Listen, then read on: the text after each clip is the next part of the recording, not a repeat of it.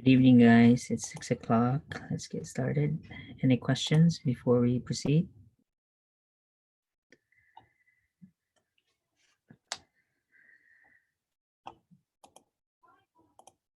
Hello? No questions from Good me. evening, Professor. No questions at the moment. Alrighty, let's get started. Okay, let's begin with cancer, and if we have time left, we will proceed with Chapter 8, Pain. I'll get right to the main testable part, so we'll follow the blueprint.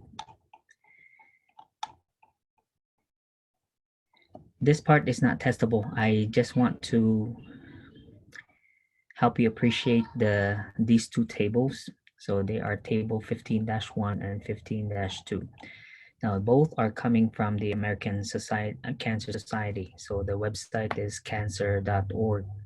Both are 2015 statistics. This government website publishes this information every single year around April. So this is 2015 data. So this was published in 2016, April 2016, which is when your textbook was published, the 10th edition anyway. So here, this is by incidence. So the top three, as you can see, are prostate for male, breast in female, and for both genders, and then followed by colorectal cancer. So Professor, I'm not seeing the screen. Oh, I'm sorry. Me neither. Okay, my bad.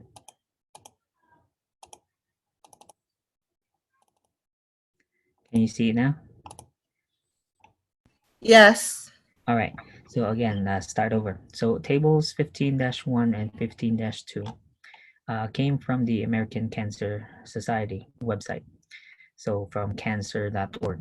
So 15-1 is the incidence and then followed by mortality in 15-2. So the most commonly occurring types of cancer by gender are prostate and breast, respectively. And then both genders have lung and colorectal, respectively, for on second and third place. This is the number of incidents, meaning cases, reported every year. For specifically, this one is 2015. It's been like this for the last decade. I do remember in 2008 when I started teaching, so I was exposed to the website. The number one then was breast. Around 2008, it wasn't breast on here. It was lung cancer. It was number one. Then the cases started changing. However, this one though has not changed. Colorectal, no, it did change slightly. Colorectal used to be number 2, and then breast number 3, and number 3, and colorectal number 2. Now the implication here is whatever we're doing, the breast cancer walk, the awareness that we're promoting out there, social media, it is working. Okay, it's meaning it's keeping the numbers down, although we have a long way to go. And because colorectal cancers remain quite high, look at the mortality, it's still quite high. They've changed the age when we start doing the screening, the cancer screening. And also used to be the recommendation was to do colonoscopies. Now on, if you go to the website, they changed it now because we've learned that there are less expensive means to check for cancer. So now they are promoting these stool-based exams, meaning you can still detect cancer from the patient's stool. So they do DNA testing on the stool now to find cancer. For breast, advanced treatments are helping also cut the mortality down. But with lungs, even with, no more, your generation has never seen a a cigarette commercial. So unlike people from my generation, we grew up watching awesome commercials on cigarettes. Okay, they made one of the best commercials out there. Until now, I can still remember every single cigarette commercial. Um, your generation has never seen it because we've had laws already, obviously, banning such commercials on TV. So you won't see ads, you won't see commercials at all on cigarettes. But as you can see, it's still high, and I don't know how much the vaping sensation now will change this. It may go up top now. I have a feeling, we'll lose all of our um, strides, all our success in keeping lung cancer down. It may start rising. So as stated here, statistics, the one I just described to you, are helping everybody see you. So you as nurses, you may be able to use that information in order to encourage your patients about primary and secondary screening for cancer. Primary, as we'll discuss toward the end of the chapter, is geared toward avoiding the risk factors in the first place. Secondary prevention involves any type of screening. Like even if you're doing it yourself, you're doing breast self-examination or self-testicular exams, since you're trying to find signs or early signs of cancer, then they all fall under secondary screening. Again, primary screening is avoiding the risk factors in the first place, like wearing sunscreen, for instance, eating less red meat or cured processed products, for instance, or not smoking, okay, eating more bran. So those are all primary. Really quick, let's do the how cancers form. This part isn't really testable, but it's important to at least know why cells mutate. So they have a explanation here on proto-oncogenes and oncogenes. Okay, and then the relationship between proto-oncogenes and tumor suppressor genes. So in our body, as we get old, in fact, this started when you were conceived. So you're a fetus growing inside your mom's womb. As we were growing, these are not bad genes. Okay, they are in fact helpful in tumor growth. So here, as explained here, proto-oncogenes are important in order for cells to grow, tissues to grow. However, to check their growth in order to avoid them being overgrown, we also have tumor suppressor genes. So long story short, if we compare this to a car, proto-oncogenes is the gas pedal. So it's like putting your foot on the gas in order to accelerate cell growth, okay, which is important as you're growing. However, there's also a tumor suppressor gene, which acts like the brake pedal. So they will check the growth of normal cells so that they don't end up overgrowing. When exposed to certain carcinogens, though, which we'll enumerate in next, like when you're exposed to cigarettes, certain chemicals, benzene is mentioned in your textbook.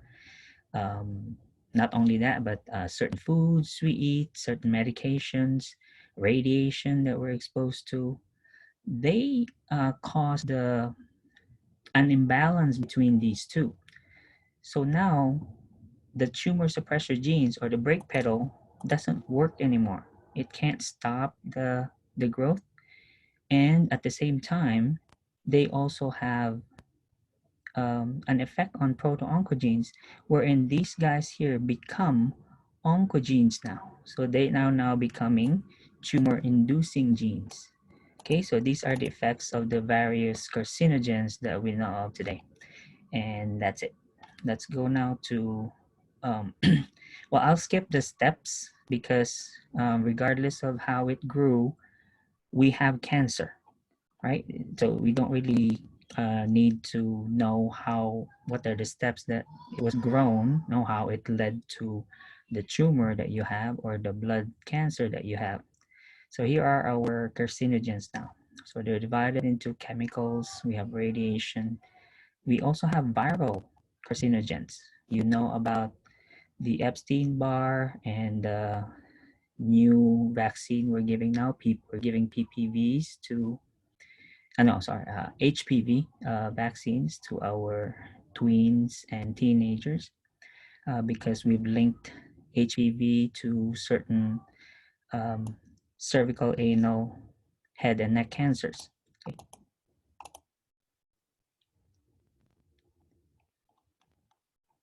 I'll skip through the steps. As you may have learned already in the immunity chapter, if you've gone through that this semester, I'm not really 100% sure. So our immune system don't only attack bacteria, viruses, fungal organisms, they also attack mutated cells because particularly malignant cells, I'm not sure if there's a description here, but we'll see. Malignant cells do not have the same HLA. HLA is a protein found on the surface of our cells. That stands for human leukocyte antigen. So each one of us, for instance, between me and Mr. Barry, we have unique HLAs. So if, let's say, someday I'll need an organ, let's say Barry is being considered as a donor, so they will match our ELAs to see if it's close enough. Okay, so in the same way, when a cell, a tumor is malignant, the HLA is different from that of a normal cell, which is good because by then the immune system can recognize that it's not a normal cell and therefore will attack it. The challenge becomes if the cell is benign, meaning the tumor is benign because they resemble normal cells. So that's why, although we're not testing immunotherapy, this is one of the limitations of immunotherapy.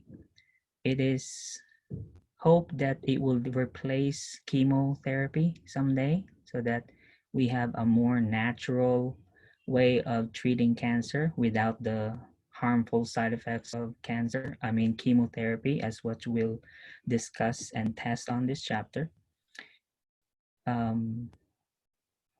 Because when we use our own immune system to attack cancer, it cannot do so if it cannot recognize the tumor cell, which is the challenge again. If the most tumors that are benign resemble normal cells, so making it hard for your immune system to identify them. So they're trying to get around that. And until today, though, immunotherapy remains out of reach from the average citizen because of the cost. So, however, it's being used now, and in fact, it's in your textbook already. But because it's not very mainstream, we still do not test it on our exams because remember, NCLEX is 3 years behind, and since for the same reason, immunotherapy is only found in select exclusive hospitals. It's not, what I'm trying to say is not every hospital is able to offer immunotherapy. So for purposes of our exam and for the NCLEX, we will only test the 3 traditional ways to treat cancer, which are surgery, chemotherapy, and radiation. Questions so far?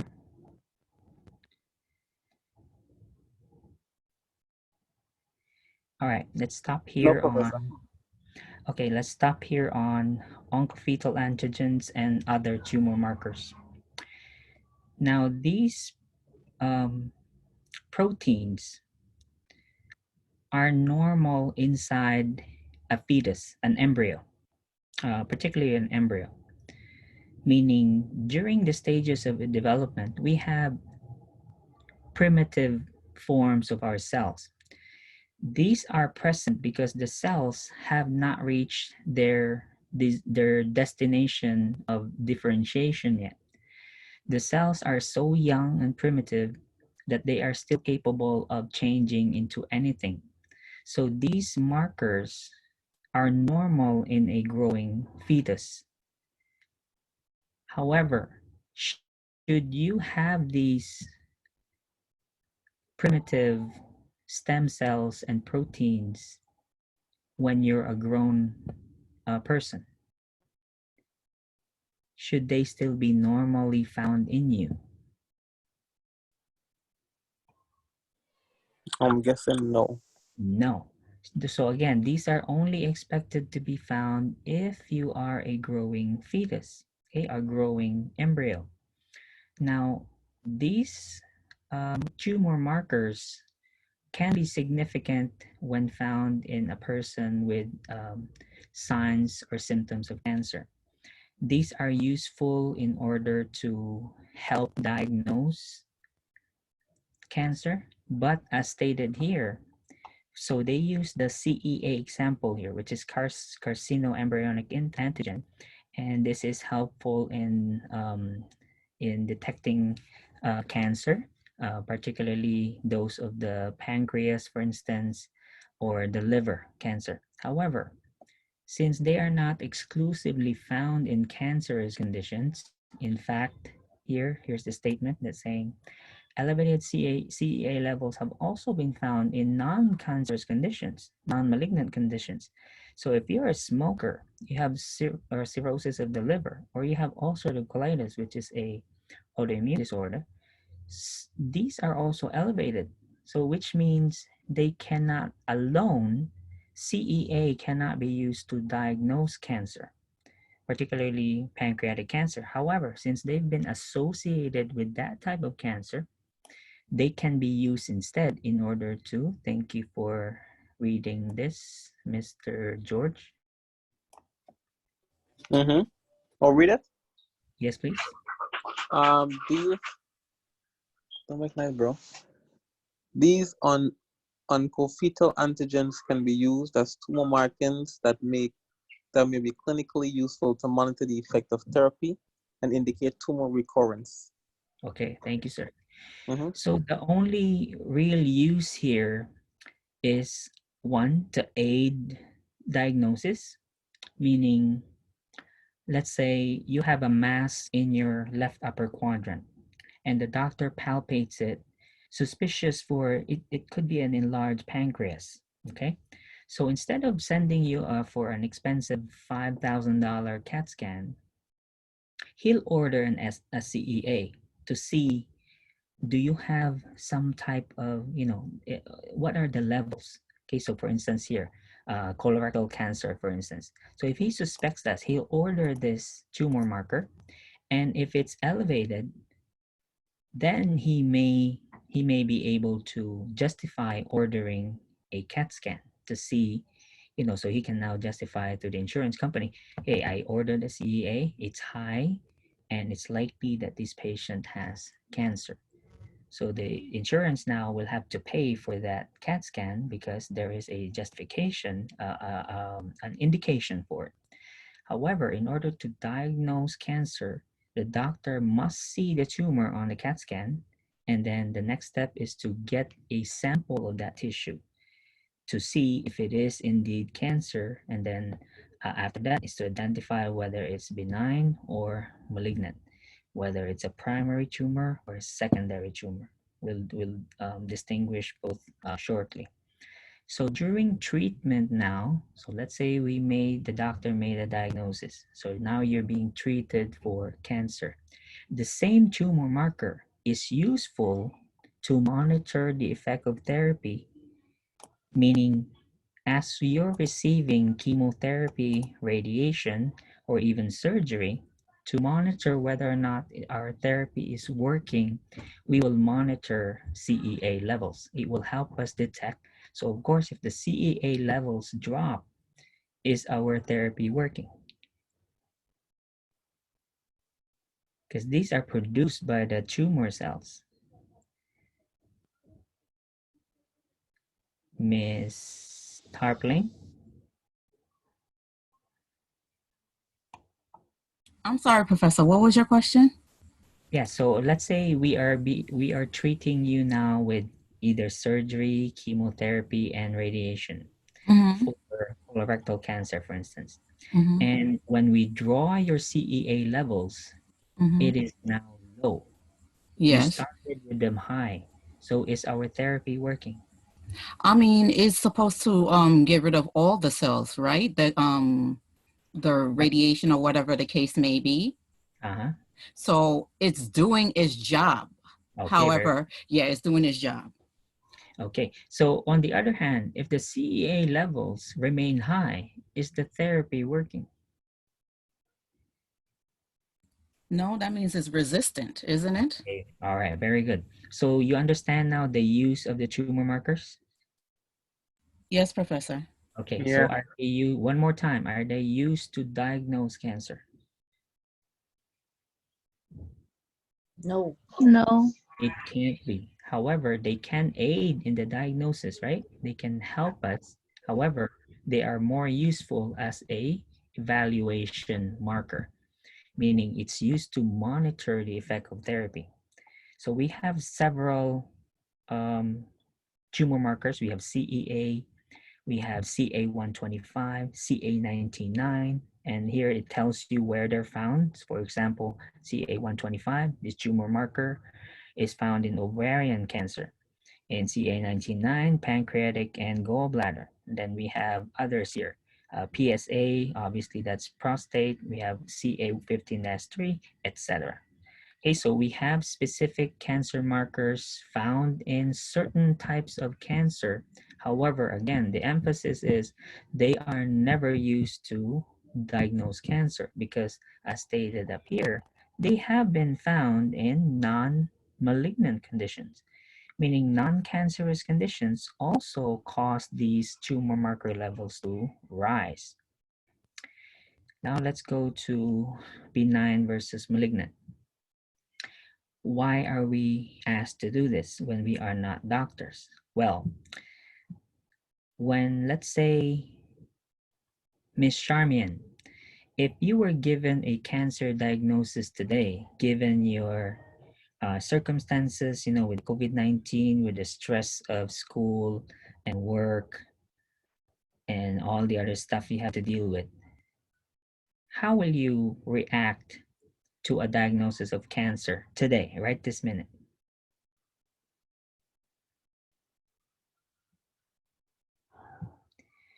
Will you be, I'm sorry, ma'am? Can you hear me? Yes, I can hear you now. A diagnosis of cancer, the first reaction is, Will you, overwhelmed. all right, will you be open to teaching? So let's say I'm the doctor. I tell you, okay, Miss Lewis, we just got the result of the biopsy we did to you from you last week, and it shows it's a malignant cancer. All right, and then I'll tell you the plan is to do surgery, this in a couple weeks, and then we'll be following that with chemotherapy for. I would not hear a word you said. My mind would be elsewhere. Okay, so I rest my case, right? So the patient will be unable to hear or even comprehend what the doctor's explanations are at the time of diagnosis. Because most patients, especially if you're a mom, you're a daughter caring for your parent, you are a breadwinner. Okay, you are a friend, you're a sister, you're in charge of a big company, whatever your circumstances is, the diagnosis and treatment for cancer will be the last thing on your mind. So because when you hear cancer, what is the implication? What do you automatically associate cancer with? Death. Yes. That's the natural reaction, right? So therefore, no patient will be open to, okay, I understand, doctor. So what exactly is the plan here? Yeah, I'm ready to this. Let's hear it. Nobody will say that. And each of us grieves at a different way, at a different rate also. So we don't know how fast or how slow we'll move toward the stages of grief. So we're only open to stuff when we reach acceptance, right? So since the nurse is the only one around during those stages of grief, so by the time the patient actually reaches acceptance, whenever that is, guess who's there at the bedside? The The nurse. nurse. Right? So they'll ask you questions, and you can't just pass the buck and say, oh, hold on a minute. I'll be right back. I'll call you doctor. Okay? Because you don't want to miss that chance. You know, that is an opportunity there to listen, to encourage the patient to express their feelings until the doctor comes in and talks to them. So in the meantime, you can provide some useful information here. So these are the characteristics of benign and malignant cancer cells. So let's compare encapsulated differentiation. Well, encapsulated meaning, are they enclosed in some membrane? Okay. Differentiated meaning, are they mature? Differentiation meaning, if a cell is well differentiated, meaning it's mature, it has a specific function or job. If a cell is non-differentiated, it's not capable of doing any useful purpose. Metastasis is the ability to leave the tissue of origin and go somewhere else. Recurrence is, by the term, after you kill it, can it come back? Vascularity, meaning cells, whether they're normal, benign, or malignant, have the capacity to produce a certain chemical which will command your body to grow new vessels to supply itself. You've seen this in heart failure. Have you read the part, you remember the part where it says collateral circulation? Yes. Yeah, so this is one of the characteristics of any cell. So if a cell or a tissue or an organ doesn't receive enough blood supply, it will secrete some, I forgot the proper name, but it says endothelial growth factor. I think that's the name. So it will secrete that substance, making the body grow new vessels in order to supply it. Mode of growth is, of course, how does it grow? Obviously, neither one of these guys follow normal growth. And then finally, cell characteristics is their shape. Their shape, particularly the size of the nucleus. You remember the nucleus, right? The brain of a cell. Okay, so let's look at each one.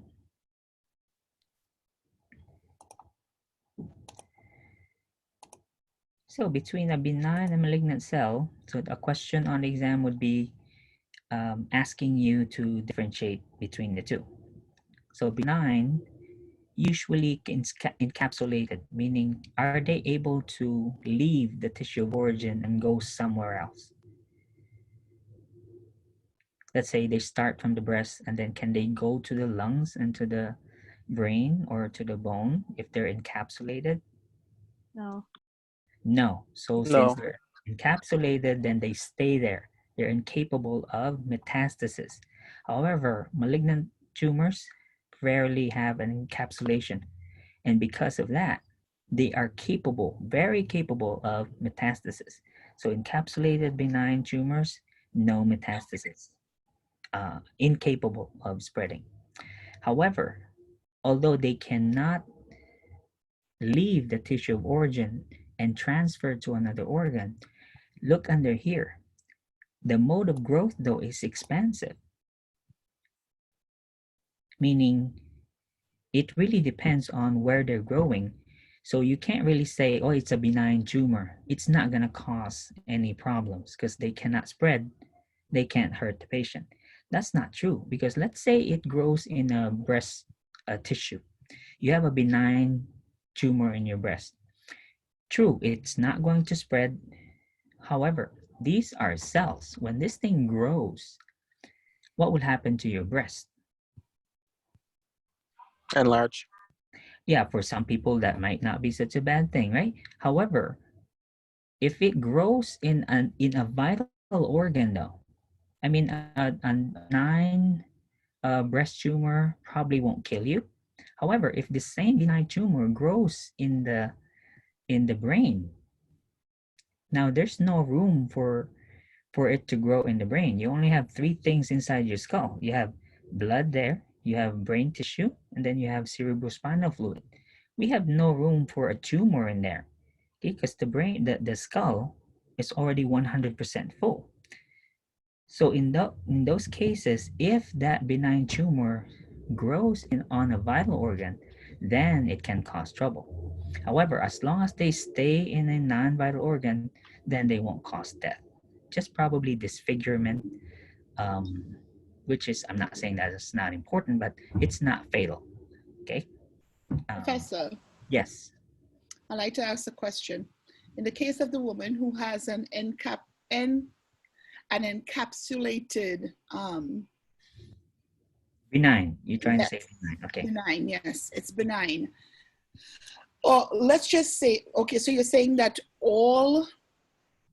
most encapsulated ones are benign? Yes, they're usually encapsulated. But here's my question.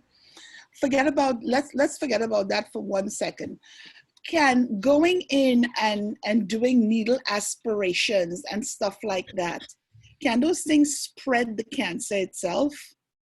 During when you disturb the capsule, you disturb the covering. Right, and sometimes I think about cysts that are in the breast that people might want to do aspirations or mess with. Okay. Can, No. can you spread? Can you know where I'm going with this? Yes. Okay. So the answer is, if it's benign, it doesn't become malignant. Does that make sense? Meaning. Yes, I know it can't. Yeah, I know.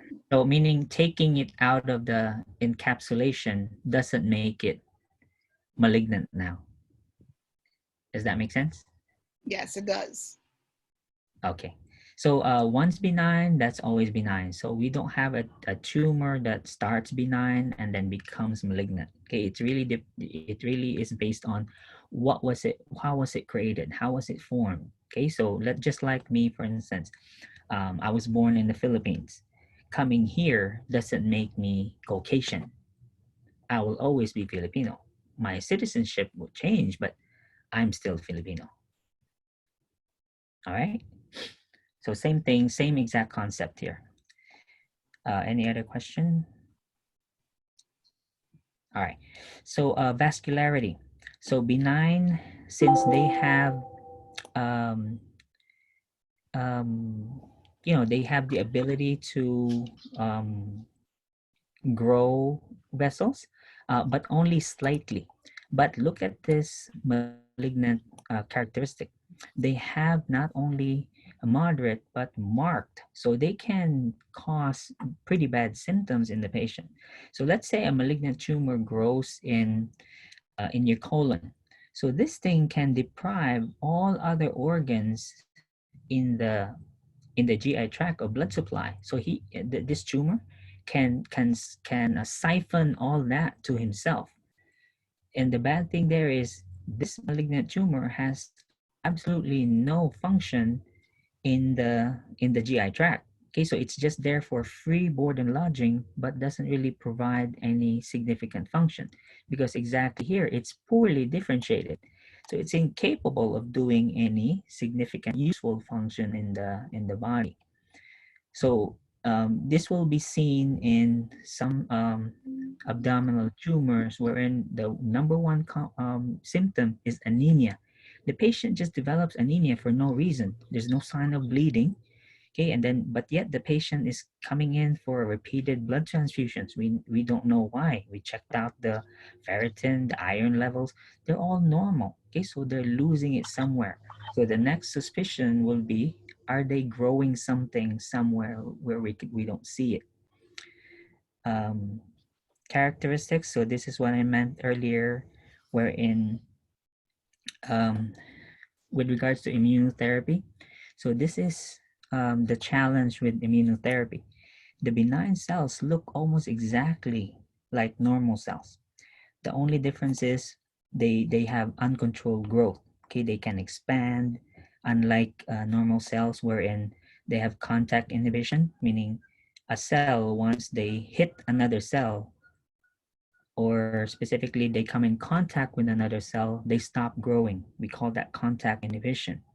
That doesn't exist here in malignant tumors. They, even if they touch or come in contact with another cell, they continue to grow. They do not only expand, but they infiltrate other systems, other adjacent organs or tissues. Classification. This is, I'm not testing this one by one. There's a pattern here. So all omas typically are benign, except, where's melanoma?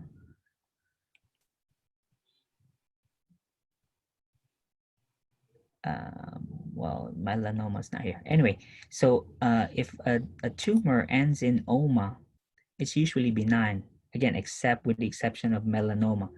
Melanoma, skin cancer, has no benign form. All melanomas are malignant, so they have to be removed. However, once see here, all of these end in oma, they're all benign. However, when a tumor now has a suffix ending in carcinoma, sarcoma, blastoma, these are all benign, malignant now. So these are suffixes you don't want to hear, okay, because they are known to be very aggressive, very poor prognosis. Question so far, and then that's it. How it would be tested is, let's say a patient says something. Let's say, oh, my doctor just told me my cancer is a osteosarcoma. Oh, I'm so relieved. I thought I was gonna die. What would be the nurse's best response? That's a lie. What? No, I'm not saying that's a lie. Oh, okay. Well, that won't be the best response, but you know where I'm going, right? Therapeutic at Yeah. all. So you provide information. Okay. Grading, we won't test. Staging, though, graduates have come back and said they still have this question on the NCLEX. So let's do it briefly. So this is the Tnm classification. Now, the Tnm classification is a universally used staging system for cancer, for tumor specifically. However, the numbers here differ depending on the body system involved, meaning between a brain tumor and a colorectal tumor, they are not the same in the staging. They still have T, N, and M. However, the numbers are nowhere near each other, because imagine the area in the brain. So the brain is encased in a rigid skull, whereas if you go to the abdomen, or consider mine, for instance. Okay, you've seen me in school for a while. I have plenty of space in my abdomen. So for a tumor to grow in somebody's skull versus for that same tumor to grow in the abdomen, which one has more give? Which tumor has more, will have less of an impact? The one in the abdomen. Of course. Okay, that's easy to see. Let's start now. So T stands for primary tumor. So there's a T0 IS for T1 to 4 TX. Same thing. N and M, they all have X. X stands for, X isn't necessarily good news because X simply means we have no idea. We don't know. Can't be measured or found. So it doesn't mean there's none. T0 is good. T0, we definitely know there's no primary tumor. However, a TX, we have no idea. Okay, X is not necessarily good news. 0 is good, meaning T0, no tumor, and 0, no evidence of lymph node involvement, because once the tumor reaches the lymph node, that is a superhighway now, because there's not an area in the body that's not supplied by lymphatic circulation, because that's where your your white blood cells, your immune system cells travel or reach body systems. Okay, that's exclusively only for white blood cells, because your red blood cells, white and platelets only travel through your arteries and veins. Metastasis, same thing. So no evidence here, M0. Now, in situ though, is only found in the tumor, T. There's no such thing as NIS or MIS. In situ is like this, like the encapsulated, that the tumor is encapsulated, meaning it's in one area, it's in situ, it's found where it's at and doesn't look like it's going anywhere. So that's in situ. Okay, here, stage 0, cancer in situ. So here in TNM, that's not so bad, okay, because the tumor is looks like it's staying put. When we say size now, this becomes rather subjective. So this again depends on the location of the tumor. For instance, would a T4 tumor in the brain be the same size as a T4 in the abdomen? No. Probably not, because again, in relation to the area of growth, a T4 tumor in the brain would probably be, that size would probably be a T2 or a T2 in the abdomen. All right, make sense? Mm-hmm. All right, so on the test question, you'll get 1.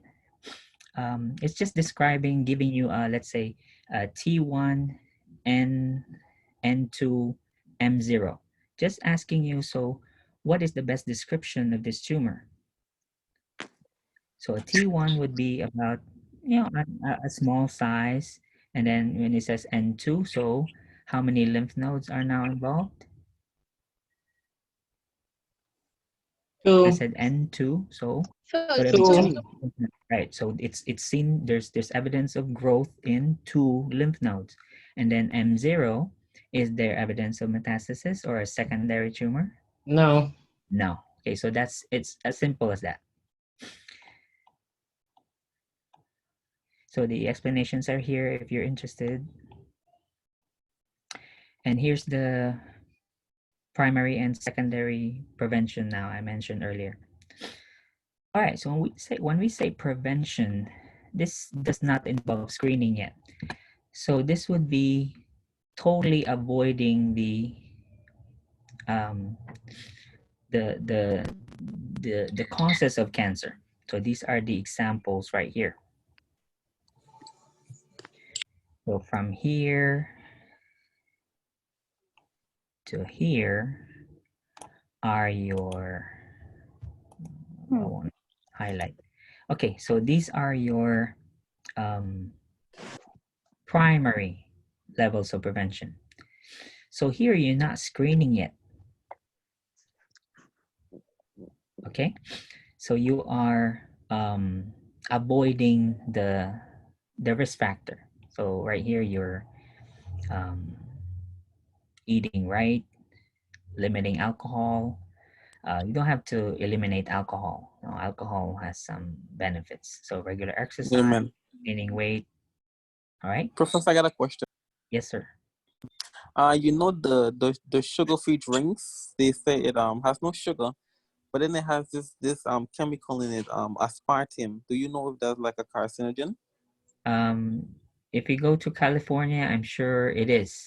But in other Oh. states, where we are kind of slow to declare them, so Mhm. nobody's as strict as California. So probably in California, yes. But what's your thoughts on it? Is it or is it not? What was it again? The aspartame, will you think, is it like dangerous or no? I have no idea, sir. I don't want Okay, to okay. have any opinion. I mean, I don't know enough about the substance. About it. But I'm aware that the things I'm using at home do contain them. Okay, okay. All Yeah. right. Mm. This acronym here is a old as dirt warning signs of cancer. You look at 1900 textbook on cancer. This was already existing, so it hasn't changed. It's pretty simple and still very applicable. So when you say change in bowel or bladder habits, so this would be out of your ordinary. So let's say your stools used to be shaped like this, and then now suddenly they look like a pencil when they come out. Um, or your bladder, for instance, you're having hesitancy now, or maybe you have blood in your urine. Next is a sore that doesn't heal. A sore depends. Where is the sore? Is it sore in your mouth? Is it sore in your breast? Is it on your genitals? Is it on your skin? So regardless though, so that's suspicious or a warning sign of it could be cancer. Unusual bleeding or discharge. Again, this depends. Where is the unusual bleeding? Is it in your nose? Is it in your ear, your breast, your genitals again?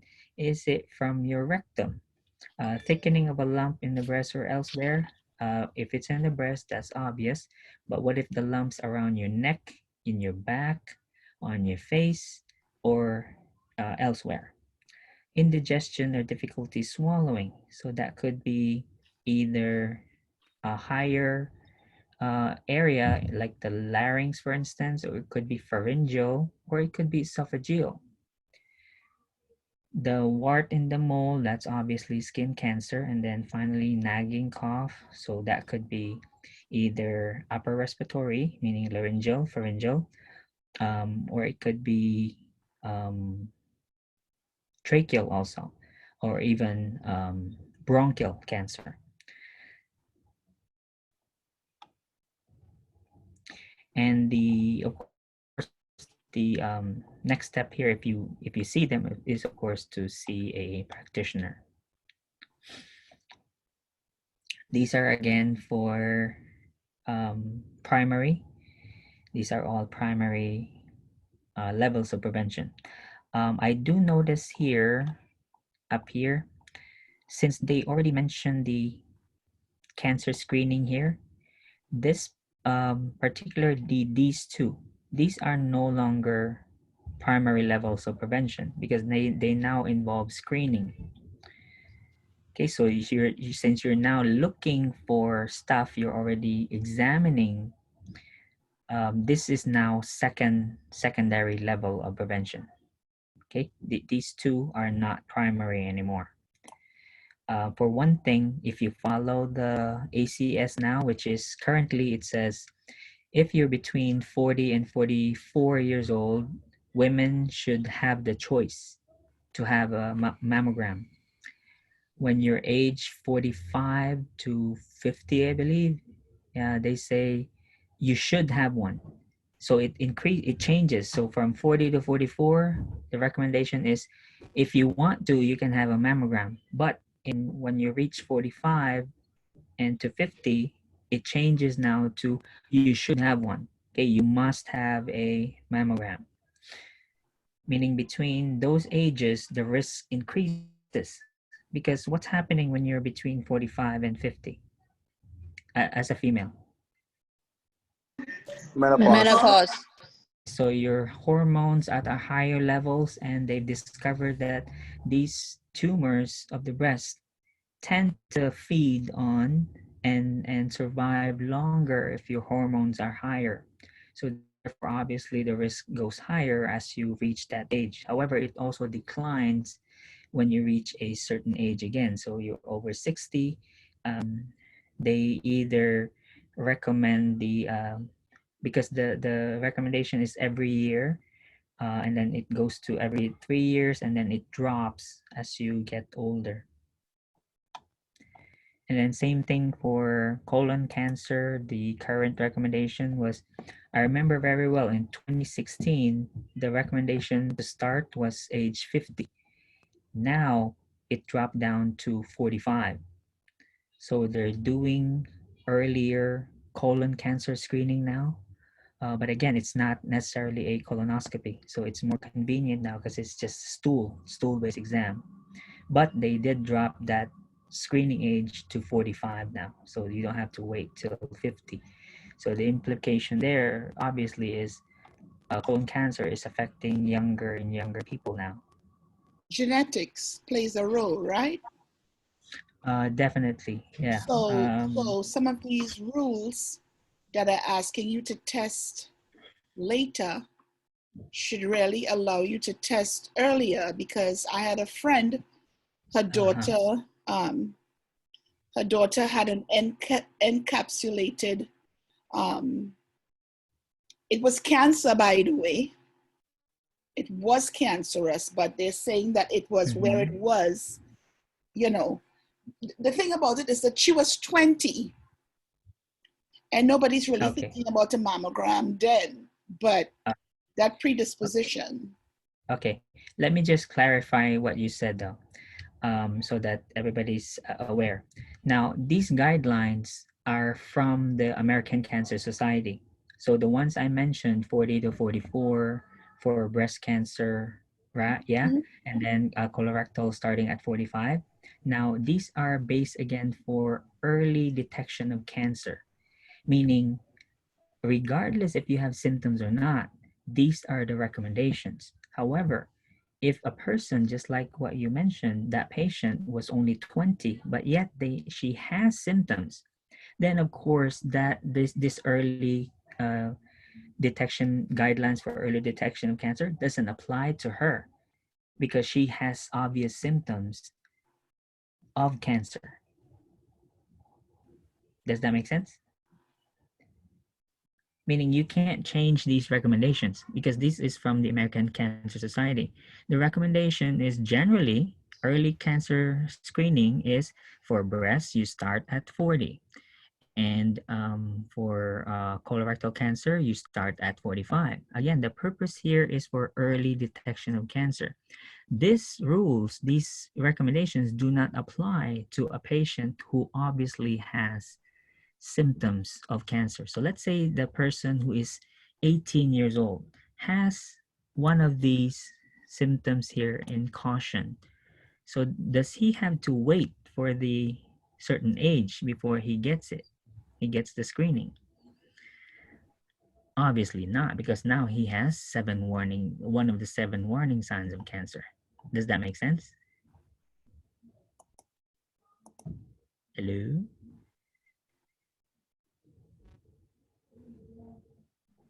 Could you Yes. repeat, Professor? Yes, Professor. All right, so when we say, let me show you the website. So, Professor, I have a question. Go ahead. Example, my mom, she's a breast cancer survivor.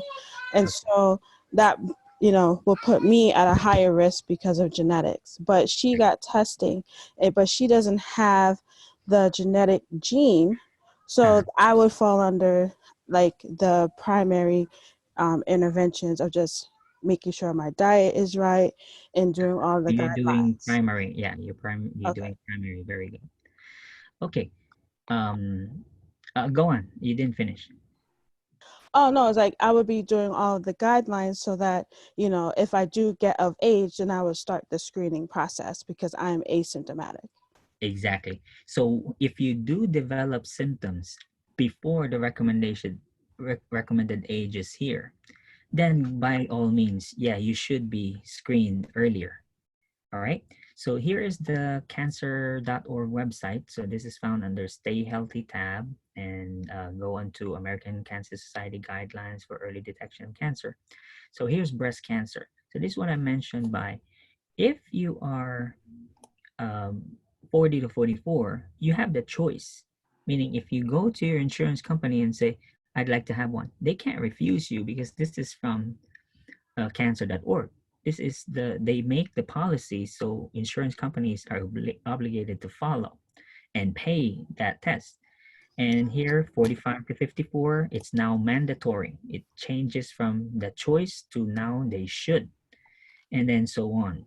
Now look under here, colorectal. So the age I said changed from 50 to now 45, right? And they have stool-based tests now. Used to be in 2016 or earlier. This was longer because they had sigmoidoscopy here, they had colonoscopy. Now it's no longer there. Okay, so no more visual, although they did mention visual test here, a colonoscopy. If if they have an abnormal result, then we do an actual viewing test. Okay, but other than that, for screening purposes, it's stool-based. So again, since these are the recommendations, if you are asymptomatic, these are the guidelines that they follow. Meaning, let's say if you are 40 years old, and for the hell of it, you just go, oh, I'd like to have a stool-based test, please. So there's no basis for your query, because your request is not, will probably be denied, or you'll have to pay for it yourself because you don't meet the age. Plus, you don't have any symptoms. However, if you have these, one of these 7 warning signs of cancer, then you have a case. Okay, so you will be tested because you have the symptoms. Because it no longer falls under the ACS early detection guidelines. Does it make sense? Yeah. Any other question? No, Professor. Okay, very good. Let's continue. So here are the early detection or primary, and then again, just a heads up. These two here, because it already involves detection screening, then that's secondary.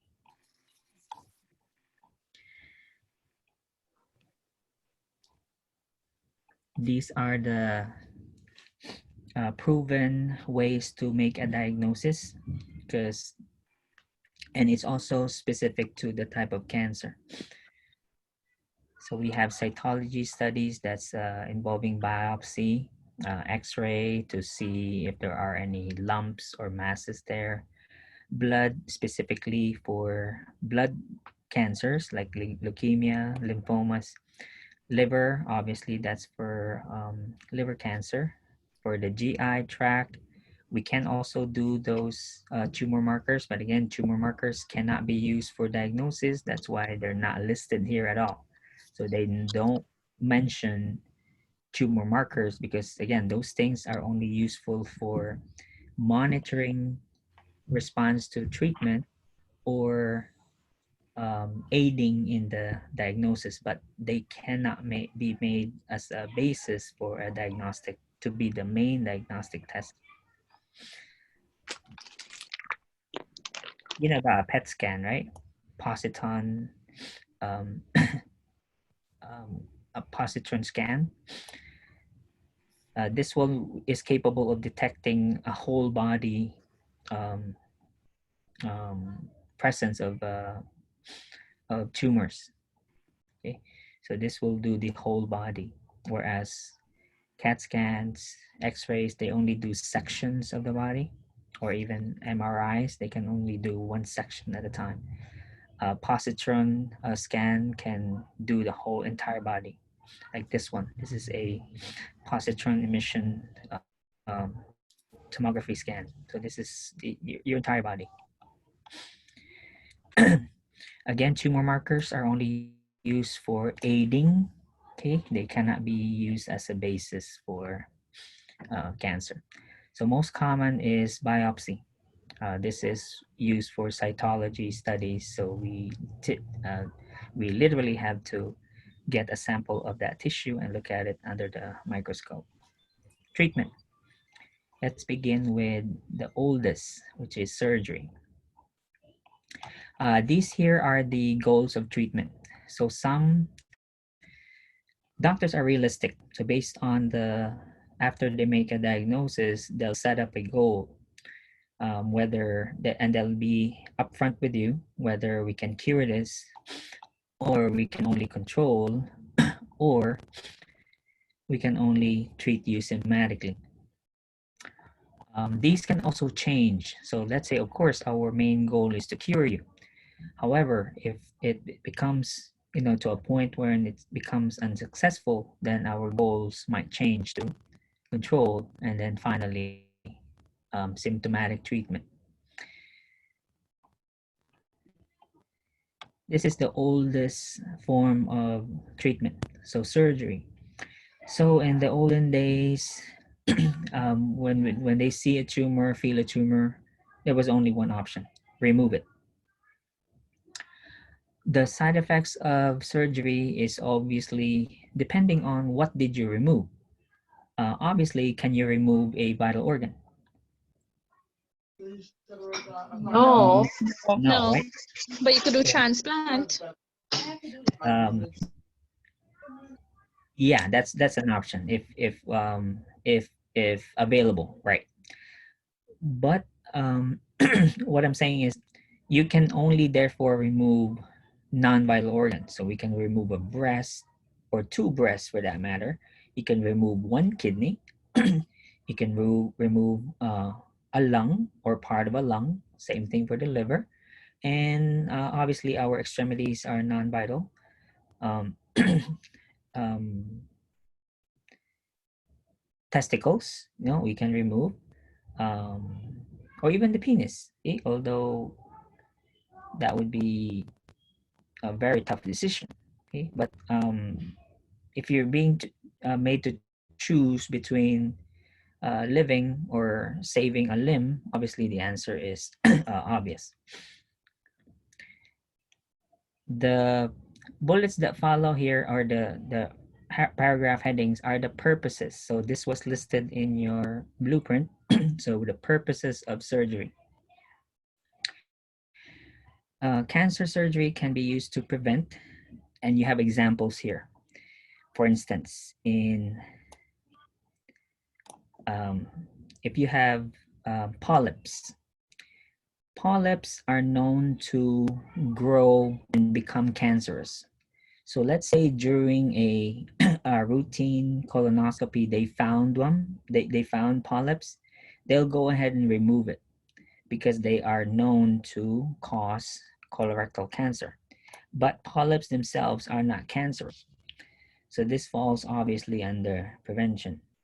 So this is, you can also do prophylactic removal, which this is an example, okay, removing polyps, colon polyps, okay. Or this one, for instance, if the patient has these mutations positive for these markers, then they can opt to have prophylactic mastectomy. Or if it's for cure and control, then obviously you remove the tumor to either cure it or control the spread. Control, an example of that, for let's say, is if the tumor is in the brain, so you want to control the growth, so you remove it, because you can't really remove the brain, right? That's a vital organ. So this falls under control, because you are trying to prevent or eliminate the symptoms. So because if you, let's say you have a big tumor growing there, so that increases your intracranial pressure, so you may end up having seizures several times a day. So to control that, then you will have to have a debulking surgery. But if it's possible to remove it, then it would be cure. It really depends on what type of cancer you have. and this is under palliative. So we're at the point now wherein it's inoperable. So all the surgery is doing is to make you comfortable. However, doesn't mean palliative or supportive surgery doesn't mean you're going to die. Okay, it can also be done even if your cancer is treatable. Meaning, if the purpose of the surgery is to simply make you, um, let's say, an example is, let's say you have intestinal cancer. Okay, you have duodenal cancer.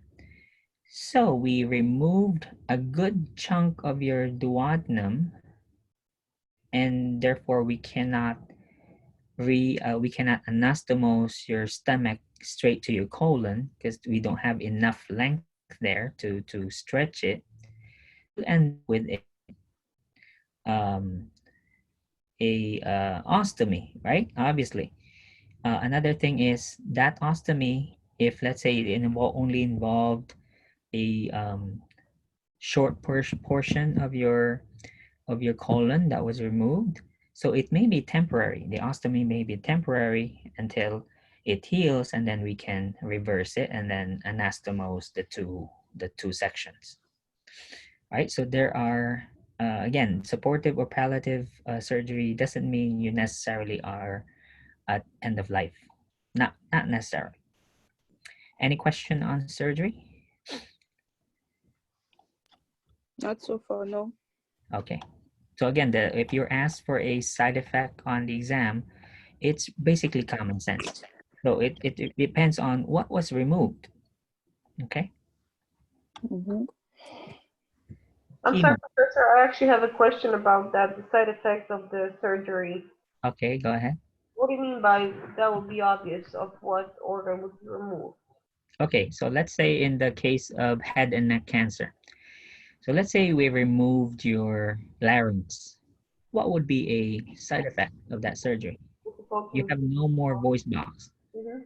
Okay. Yeah, difficulty with speech. Okay.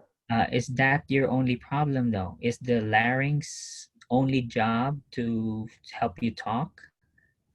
Swallowing? Yeah, that's another thing, swallowing. However, can you safely swallow though without a larynx? No. No, No, may almost get your lungs. impossible, right? Because remember, your epiglottis is attached to it. So if you remove the larynx, is there anything that the epiglottis can attach to? No. No, that muscle is also removed. So therefore, can you still eat and breathe like normal people? No. You will end up with a tracheostomy. Does that make sense? Okay. Yeah, okay. Yeah, because there's no more connection. Okay, so all your epiglottis there, those structures that help you cover your trachea when you swallow, that's all gone. So now we have to make changes. We have to bring you the rest of your trachea now out through an opening in your neck. So that's an example. Okay. Okay, all right. Or let's say you lost your esophagus. Okay, so your cancer, you had esophageal cancer. So you surgically remove your esophagus. How do you eat now? Food has to pass down the esophagus. So what will be Have, side effects? you have to have a tube. All right, very good. So that's what I'm getting at. Okay, so the side effects will be common sense, meaning if you lost that structure, then there will have to be changes. All right. Okay, chemo now. So these are very harmful drugs. These are still being used today, has very harmful side effects. Unlike surgery, wherein the side effect is localized, right? Because you remove a certain body part, so the side effects are in a certain body system. Chemotherapy, whether you give it by mouth, intravenously, the side effects are systemic because it spreads all over, it's circulated all over the body. So therefore you have a widespread list of side effects, okay, because the cancer reaches every cell of your body. Now,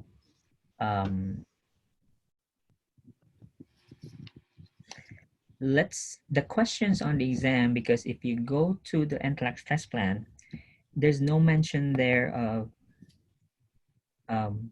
administering chemotherapeutic agents. So we do not test the chemo drug itself. However, it does say care of a patient receiving chemotherapy. So therefore, although you're not the one giving the chemo, you are expected to care for a patient receiving chemotherapy. So therefore, you are required to know what are the harmful side effects of chemotherapy on a patient, because those you are required, you are expected to care for those and manage those. So that involve interventions and also teaching.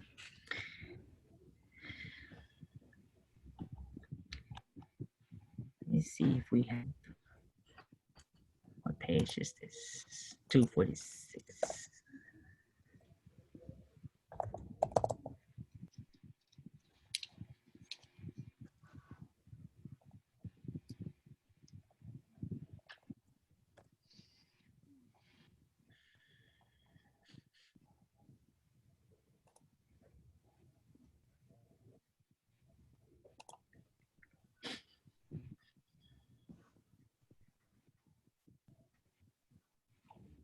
Okay, I'll go back up. I'll go back to page 246. I would just want to explain this concept of nadir. Nadir is a time period. It occurs typically between 7 to 10 days after you start chemotherapy. Now, what is nadir? So I said it is a time period. It's a time period. This time represents the time that your patient experiences the lowest blood counts. And when we say lowest blood counts, we're talking about all three. So you have anemia, thrombocytopenia, and neutropenia all at the same time. Because the drugs, the chemotherapeutic drugs, will suppress every rapidly dividing cell. And these three blood cells happen to be rapidly produced in the bone marrow. So your most life-threatening complication here is myelosuppression. The myelosuppression is bone marrow suppression. Nadir differs between drugs, meaning a chemo drug can have a different nadir compared to other drugs, but they generally fall between 7 and 10 days. So that's why if you notice, if cancer hits home to you, like people who are battling it, receiving chemotherapy, you'll see that they don't take it every day, except for, let's say, PO chemo, like tamoxifen, for instance. They take them every day. But bad boy chemo drugs usually are not taken every single day, nor are they given every week. The reason is the nadir period, because it makes no sense if, let's say, the patient's blood count is already very low, specifically white blood cells. If you continue to treat the patient with chemotherapeutic drugs during the nadir, what will happen to the patient? They live until they die. You'll kill the patient. Look at the next paragraph. Thank you for reading this, Miss Sinclair. Neutropenia is more common in patients receiving chemotherapy than radiation therapy. Neutropenia is a serious risk factor for life-threatening infection and sepsis. Significant neutropenia will prompt treatment daily or modification. Delay, or modification. All right, so that's why this would explain why chemotherapeutic dosing is stretched out. So the most you can give it typically is at least once a week, or more often they give it every 2 weeks, exactly for this reason, because we have to give the patient a break during the nadir period. okay, they have to have a break. You have to give the bone marrow time to catch up with the production because they were damaged during the chemotherapeutic agent administration. So in order to so you can continue the treatment, you have to give the patient a break, which is explained Professor, here. Yes. Professor, I have a question. Uh-huh. So do you have to break it up like that, or can you just consider when you have all three of the blood cell counts low, can you consider that to be pancytopenia, or that wouldn't be in this case? No, all three are low, that is called, meaning if you have anemia, thrombocytopenia, and neutropenia, that is Yeah. pancytopenia. Yeah, Yes. that's what I was asking because I see you're breaking it down by, you know, the white blood cells, the red blood cells, but all together it's pancytopenia. Right. Okay. It's called pancytopenia. However, the management, of course, will be different, and we'll discuss that in the chapter also. It also tells you here the typical lifespan of each blood cell. So for instance, here it tells you WBCs within 1 week. So that means, you know, that's the typical lifespan. Platelets in 2 to 3 weeks, red blood cells up to 120 days. However, even though you have a 120-day span of your red blood cells, they still start dying though. But the most important here, because infection is the one that really stops the treatment or even delays the treatment, we have to keep it within we have to base it on the white blood cell count. Okay, so here within that 1 to 2 weeks, which is roughly around 7 to 10 days. Even if your red blood cell count is still high, it really doesn't matter, because what will cause treatment delays or even cause the treatment to stop altogether is if this patient suffers an infection. We cannot continue with the treatment because doing so will kill the patient. We have to stop now and then treat the infection. And if the patient survives, then we'll continue chemotherapy. Are you with me so far? Yes, Professor. All right, Yeah. so go back to 246. So again, to summarize, infection is the single most important, what was I gonna say?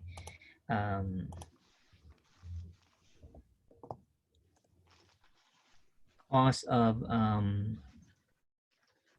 causing treatment, yeah, causing treatment. Okay, so that's your priority, therefore, when you're taking care of a patient receiving chemo.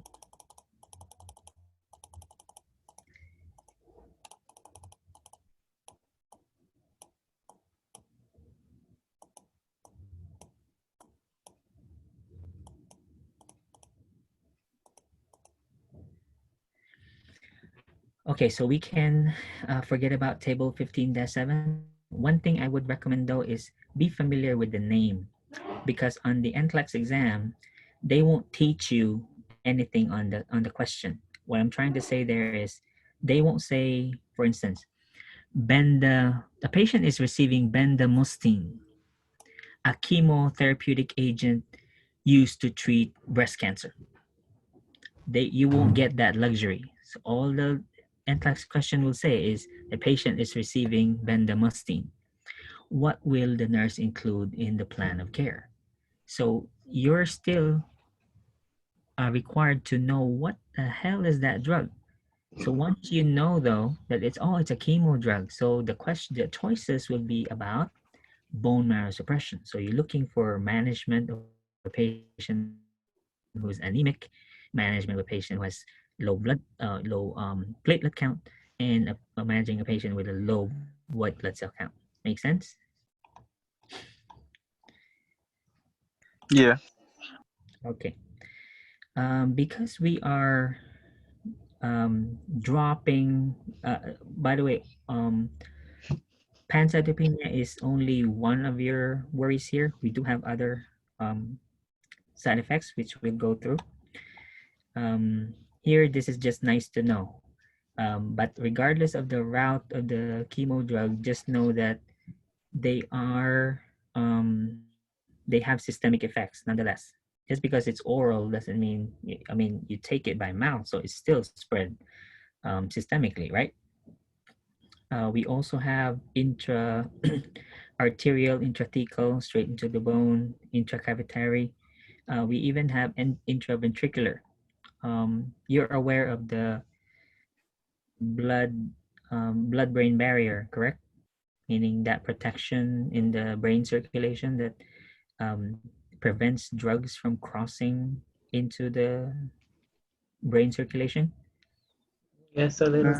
Yeah, so that can be a challenge for chemotherapy because of blood-brain barrier. The chemo drug can't cross, so it can't. That's what makes blastomas very aggressive plus difficult to treat because of that protection, and that protection is working against the treatment for the brain cancer. So what they've had to do is directly inject the chemo drug into the ventricle of the brain. So that's an option there. So to bypass the um, blood-brain barrier, that's an option. The most serious local effect of chemo drug is this one. So this is really infiltration. It's basically infiltration. So the drug went into the tissues. It's the drug, I mean, the IV access is no longer inside the vein, so it infiltrated. However, because the chemo drug is so irritating, it's a vesicant, it can cause tissue necrosis. So this is the result. This one actually is already debrided, meaning the doctor already removed the tissue. But you see how the damage caused by just a few minutes of the drug infiltrating. Okay, so it causes significant tissue necrosis. So this will take years of wound care before you'll see a total healing. Plus, in between treatments, I'm sure because of the size of the wound, this will get infections during the course of treatment. Plus, you can't really expect the patient to not use their hands, so that's another reason. So most important there is to really monitor the infusion, because what will happen is, let's say this patient's on your floor. So we already said you can't give chemo drugs. That's why you're not tested on it. However, there are no dedicated chemo nurses in a hospital unless it's a chemo unit. But if this patient is on the general floor, they'll simply find a chemo certified nurse from another unit, wherever that nurse is coming from. They'll call them, hey, give this chemo drug to this patient, please. So that nurse, since she's certified she's chemo certified, she has a BSN, she's undergone training on chemotherapy, so she's the only one qualified to administer the drug.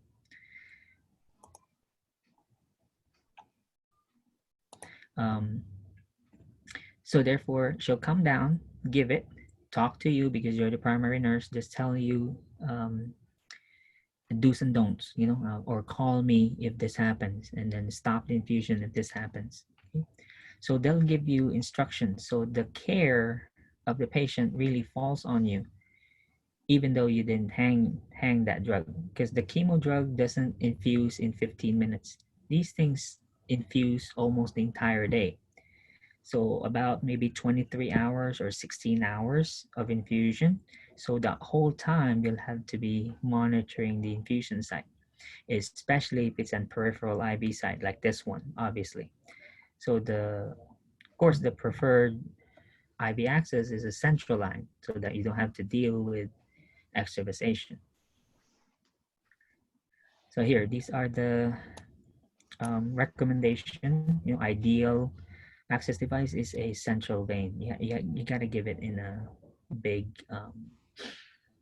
vessel. We'll skip through these because these are specific to the route. So let's start with table 59. So this is now how you base your, how you anticipate when the patient will have which side effects.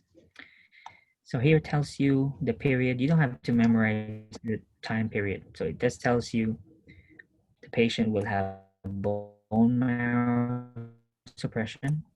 They'll have neutropenia. They'll have these GI symptoms here. Nausea vomiting is very common.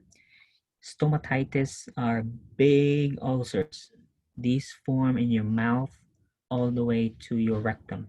So these large ulcers will form either on your gums, on the inside of your cheeks, your tongue, your throat, your esophagus, all the way to your rectum. The reason is, look at the rate of growth of your the epithelial cells lining your entire GI tract. They multiply within 12 to 24 hours. That's pretty fast. That's why if you've noticed, if you've ever had a cracked lip, you put lip balm on it, by morning it's gone. The skin peels off, right? So that's proof of how fast your GI tract epithelium regenerates. Okay, they die and are replaced that fast within 12 to 24 hours. So since they multiply that fast, they are a frequent target or affected definitely by chemotherapeutic agents, because the chemo drug doesn't distinguish between a normal cell or a cancer cell. If you are a rapidly dividing cell, you will be affected by the drug, meaning normal cells or cancer. Hello? What was that? Hello, what was the comment? I think that was background noise. Background noise. Okay, sorry. Okay, and the hair too. Hair is replaced every 24 hours. So that's why no matter how much hair you see on your hairbrush, no problem, you don't go bald because they're constantly growing. So the patient experiences alopecia. The hair loss, by the way, isn't just on your head. So it'll be all hair follicles in your body. So if you're Italian, you have hair elsewhere or pretty much everywhere. So you'll have alopecia there also. However, in radiation therapy, the hair loss may be more localized. Okay, but in chemotherapy, it's all over wherever you have hair. That's why they also be, if the patient is a childbearing age, between 18 to, I don't know, what's the childbearing age nowadays? Maybe 40, 45. So they'll be asked to bank their sperm or their eggs. Okay, so that in the future, if they want to have babies, because otherwise they may become sterile. So our management will be based on this. So this is just a quick list. The management will follow the rest of the chapter. Okay, so here is now the management of the symptoms. So what would be your management for patients who are at risk for infection? The management, therefore, I forgot, is in chapter 30 under hematologic disorders. That's one thing your textbook doesn't do, unlike the other author of the same publishing company, wherein she puts them anyway in the same chapter. So you'll have redundant charts from one chapter to the other because they keep mentioning it in the same chapter. So this textbook does not. So you're referred to chapter 30, where neutropenia precautions are mentioned, where thrombocytopenic precautions are mentioned, where energy conservation is mentioned. Okay, so the nursing care here is in chapter 30. Is that clear? Yes, Professor. All right. For these stomatitis, The care for these, of course, is frequent mouth care. Do you use Listerine? No. No, to be too harsh. No. Pain like hell. That's very painful. So these patients will be having, you can use saline mouthwashes, but nothing commercial, of course, because that will hurt like hell. Nausea vomiting, so we have a slew of antiemetics. So we have different types of antiemetics to treat the patient before nausea, meaning we have antiemetics that prevent nausea, that we also have some that treat acute nausea, and also drugs that treat delayed nausea vomiting, because these patients will have all three types of nausea. So they'll have anticipatory nausea, they'll have acute nausea, and they have delayed nausea. The problem there is you may say, oh, so what if they're nauseous? Well, think about nutrition. Can you eat when you're nauseous? No, you can't. No, you cannot. And the delayed nausea here, I'm not talking about later in the afternoon. By delayed nausea, I mean 7 days later, the patient is still nauseous. So let's say they had chemo last Sunday, they could be nauseous until next Sunday. So how do you expect them to stay healthy and eat between treatments? So even though the patient doesn't receive an infection between that, are they healthy enough? Do they have enough energy to withstand another course of treatment when it happens? Or look at diarrhea, for instance. So they're losing that much fluid, in between treatments. So that's another issue there.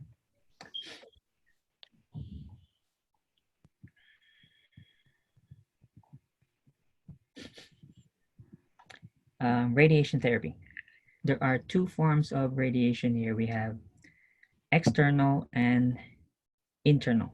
So let's start with the effects. We're not testing about what type of radiation they're using. Okay, we have nothing to do with that. Radiation is radiation, though. So Professor, how we? Yes. Uh, I'm sorry. What was that? Yes, I'm sorry. So, because on your blueprint, you're asking to recognize chemo drugs. What do you mean by that? I mentioned it earlier. The name, just the name of the drug. Mhm. Were you here earlier? Yes. I Yes. said, yeah. That. Know all the names of the drugs just to. Well, I didn't say everything, but my recommendation is, if it doesn't sound like a cardiac drug, a respiratory drug, a diabetic drug, which are all the other drugs that we're studying, right? Mhm. If it doesn't sound like any of them, what else could it be?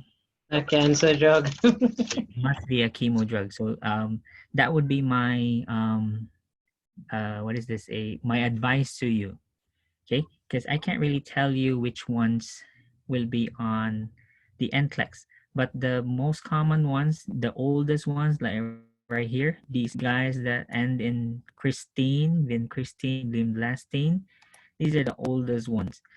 We also have methotrexate, which is you'll see in other disorders, like methotrexate is used for rheumatoid arthritis. Doxorubicin, these are antibiotics, but they're used for chemo. Okay. Hydroxyurea, you've probably seen this in the sickle cell chapter. Here's methotrexate. So this is what I'm talking about. But for at least my exam, I'll probably use these ones, the common ones. So methotrexate, hydroxyurea, vinblastine, vincristine. Okay, does that Yes. help? Yes, and also in that same question was you're asking about the central lines. Are these the ones that intraorbital, intraperitoneal? Are you asking for those? Uh, no, because we just did in lab care for a central line, right? I'm not in your lab. I'm sorry. If not, please read. I think the central lines is in chapter 16. Let me make sure. Okay, hold on. I'll come back to 246.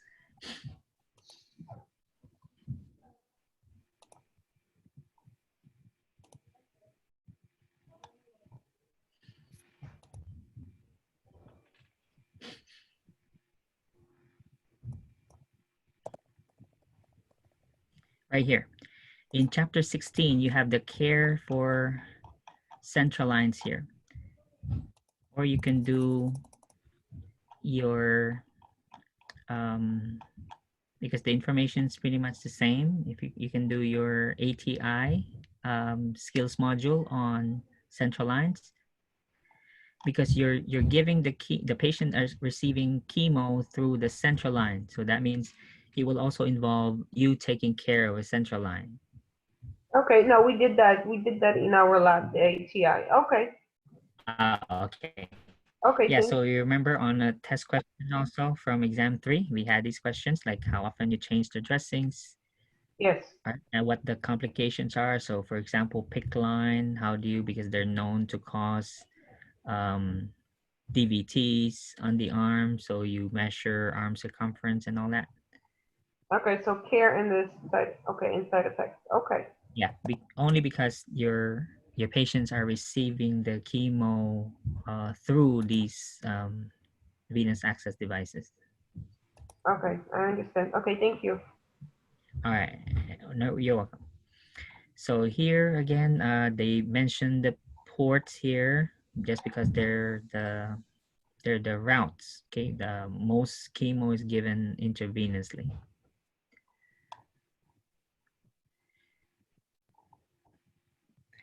All right, so for us to know how to protect the patient and especially ourselves also, because we're the ones caring for the patient and we don't need radiation, but then we will be exposed to it because the patient is radioactive sometimes. Okay, so let's look at how radiation works. So this is a typical radiation therapy center. The patient goes to the treatment center and the radiation, of course, is inside this room. So there will be a machine here, not in the camera view, not in the picture. Looks like an X-ray machine. That's the source of the radiation. So although the patient is exposed to radiation while she's here for a couple hours, she's not radioactive because the radiation source is in this room. So when she leaves this room, goes out of the room, goes home, she's not radioactive. Does that make sense?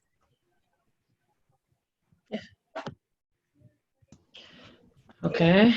Okay, so she's not radioactive, okay, because the source of the radiation is inside this treatment center.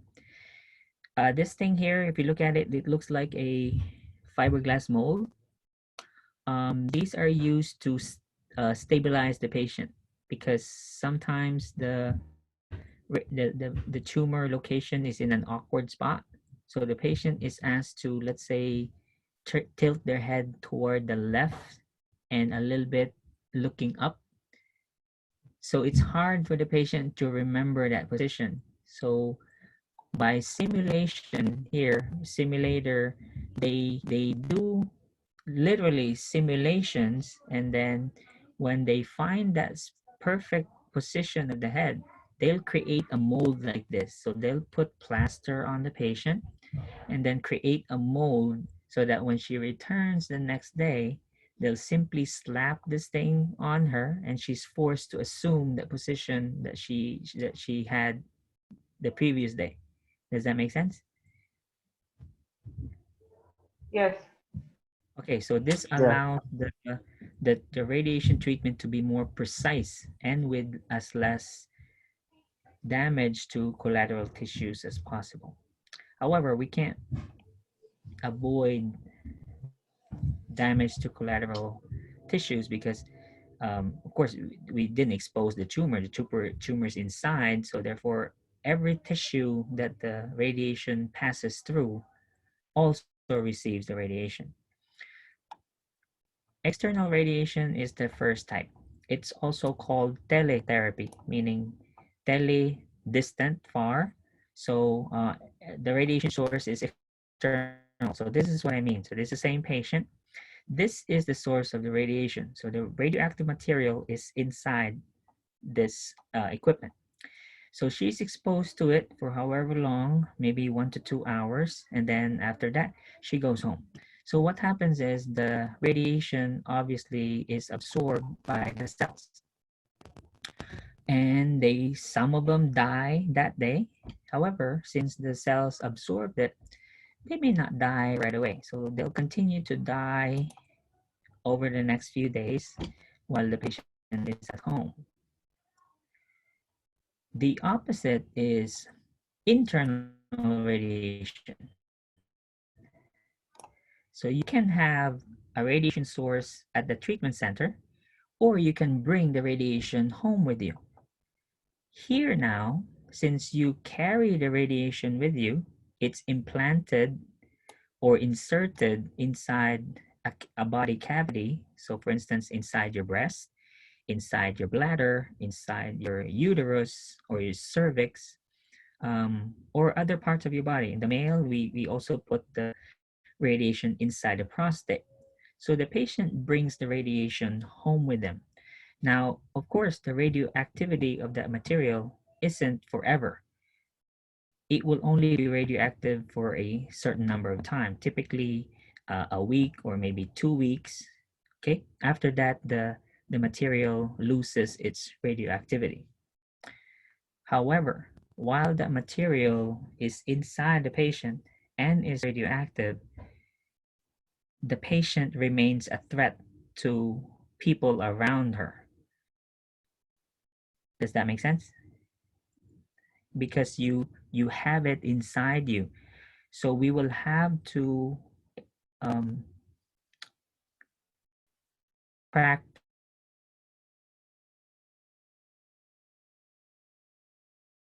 Professor, you're breaking up.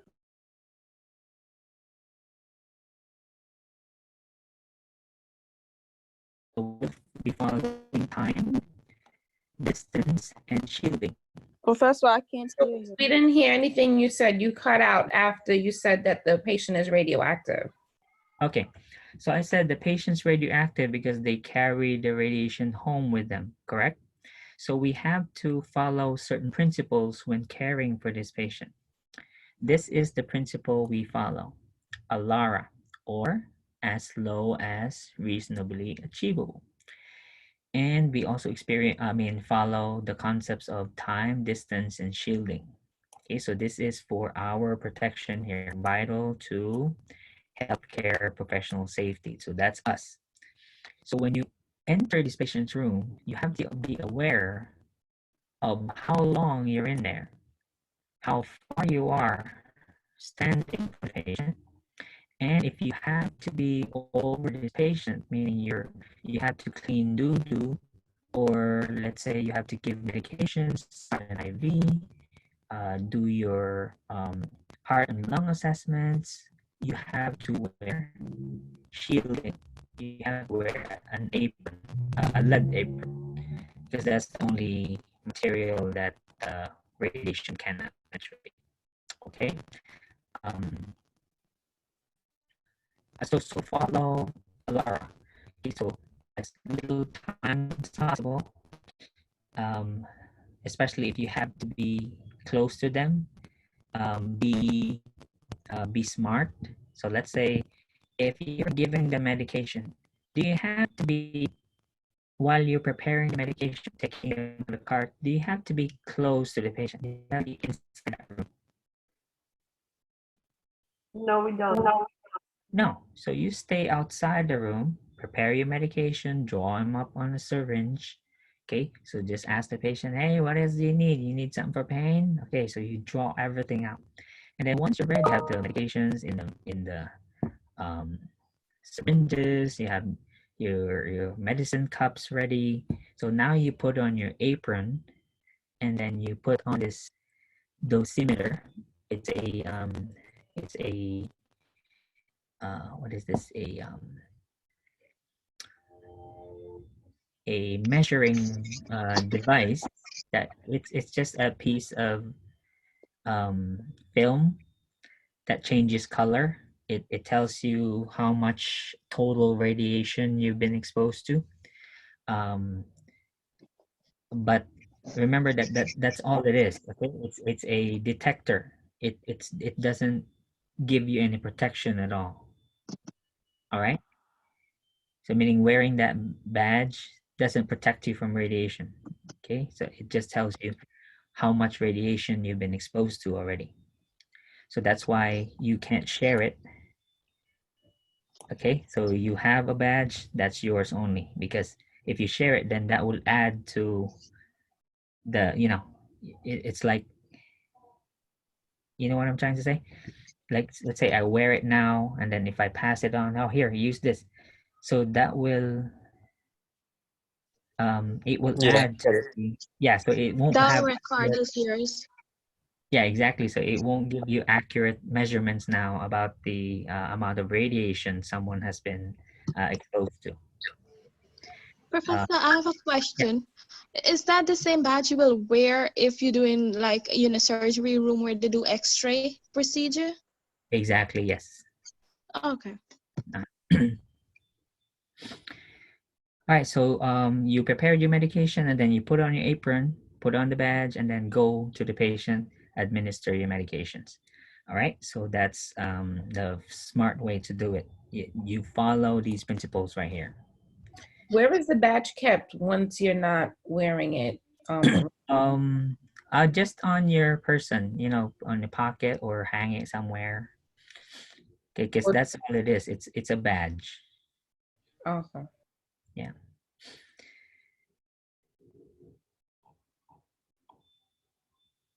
What else? Okay, so we'll get to the specific symptoms. I mean, specific interventions. Okay, for radiation care after a few pages. So here are your radiation therapy. As you can see, even though the radiation is localized, so it really depends on where did the radiation hit. So if it's close to the abdominal area, so of course these are your side effects. So this one, they combine chemo and radiation. So whether you're receiving chemo or radiation really depends. If this system is affected, then these are your interventions. So let's begin. So for these sores in your mouth, these can be as large as a dollar coin. These are what you do. Okay, again, no mouthwashes that contain alcohol. Here, frequent oral care. I already mentioned saline, or you can use soda water also. That's acceptable. No spicy chicken nuggets. Oh, this one. They can do mouthwashes. We call it magic mouthwash. What makes it magic is it contains what is that anesthetic that is in the Lidocaine? yeah, but there's another one contained in some over-the-counter, like in Oragel or in Oragel Benzocaine. has it. Yeah, benzocaine. Okay, thank you. So benzocaine is in a mouthwash. So it's good. Do you swish it in your mouth, and then it's also safe to swallow. You can swallow it, so it numbs your whole mouth as well as your throat. So we do that before they eat, so that when they eat, they can eat comfortably, pain-free, so they can eat more. It can also dry the mouth, especially whether it's chemo, radiation, they have xerostomia, dry mouth. So it may be difficult to swallow. Have you ever tried eating with a really dry mouth? Where let's say you eat a piece of bread, and then when you put it in your mouth, all the moisture in your mouth goes to that bread. Yeah, control. Yeah. Yeah, it makes your mouth even drier, right? So frequent fluids would help, or even artificial saliva. Nausea vomiting. I mentioned this earlier. So how often do we give antiemetics? So before, during, and after chemotherapy. Okay, so that's the best way to appreciate it. Don't wait for the patient to complain of nausea. Because is it a matter of when the patient has nausea or if they have nausea? If.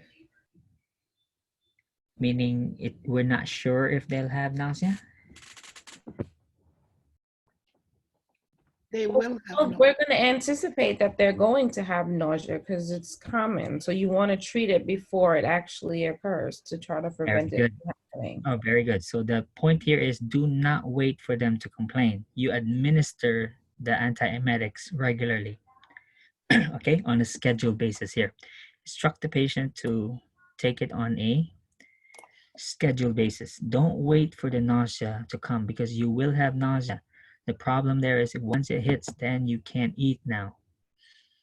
Okay, and then whenever they're not nauseous, then encourage them to eat now because we don't know when you'll be able to eat next once that nausea hits. It's measurable. I mean, you and I have had nausea, right? It's not a very pleasant feeling to have nausea. Sometimes I have to go with my children on roller coasters, just to show support, and it's just I don't get why people would go on those things, okay? And then, like me, for instance, just be miserable after the ride. You paid hundreds of dollars to be in there just to be miserable.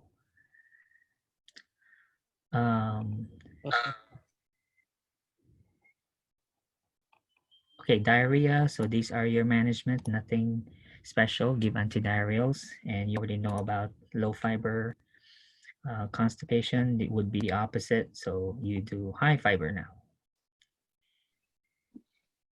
This one, you simply just monitor liver function tests and then inform the doctor if they're elevated.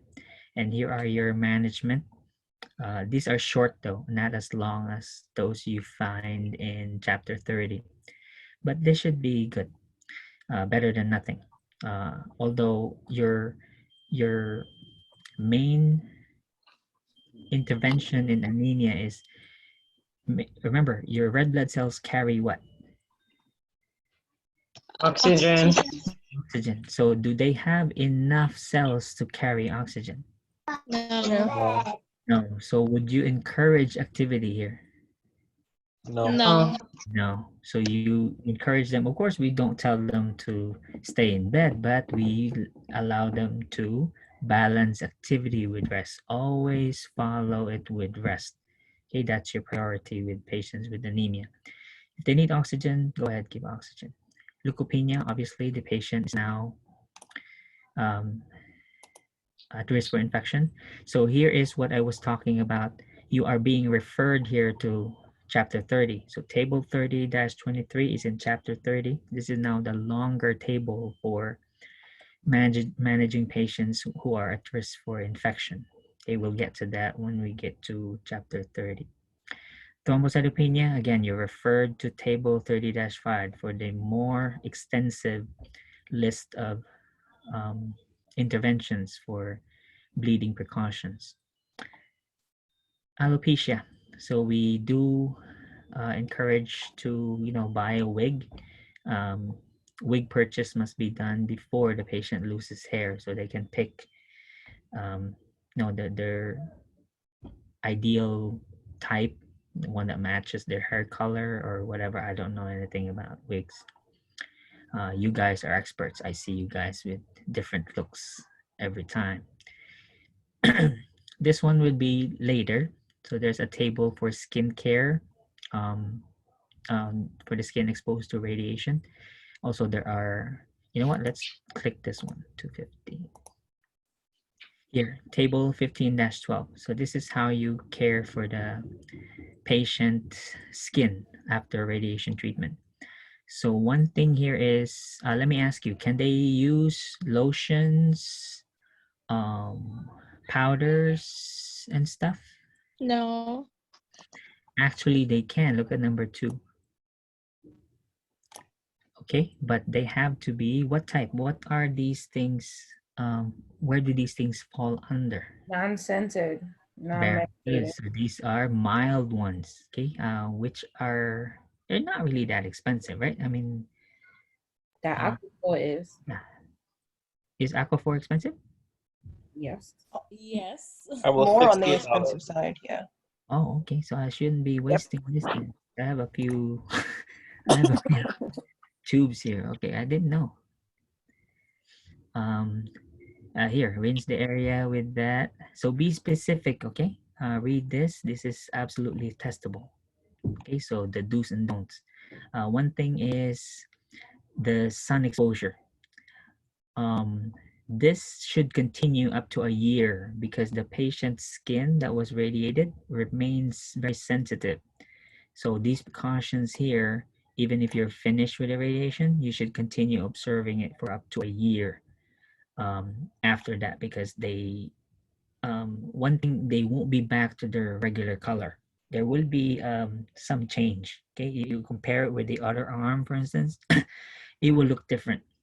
Okay, it never heals the same way. It'll never be the same. Here we already said this because we prefer these mild ones here. There will be some markings, meaning that the radiation oncologist will make drawings on the skin. The important thing here is to not erase those. So if you need to wash, avoid erasing those markings because they need them for tracking the treatment. Okay, they need to know which part of the body to hit with the radiation. All right, so I can grab, you've seen the exam 3, so I grab questions and options here. All right, so you need to know. 250, okay, back up here.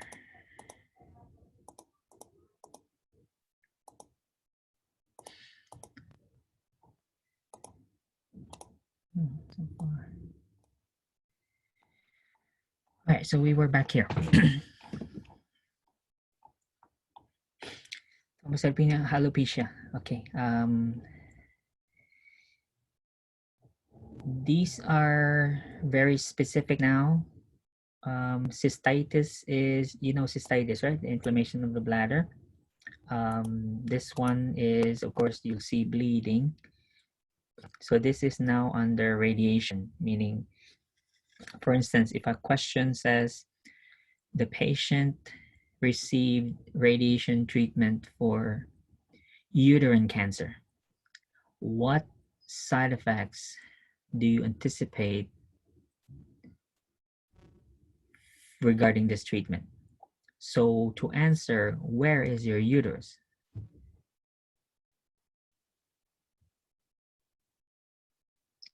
Mr. Barry. Mr. Barry, where is your uterus?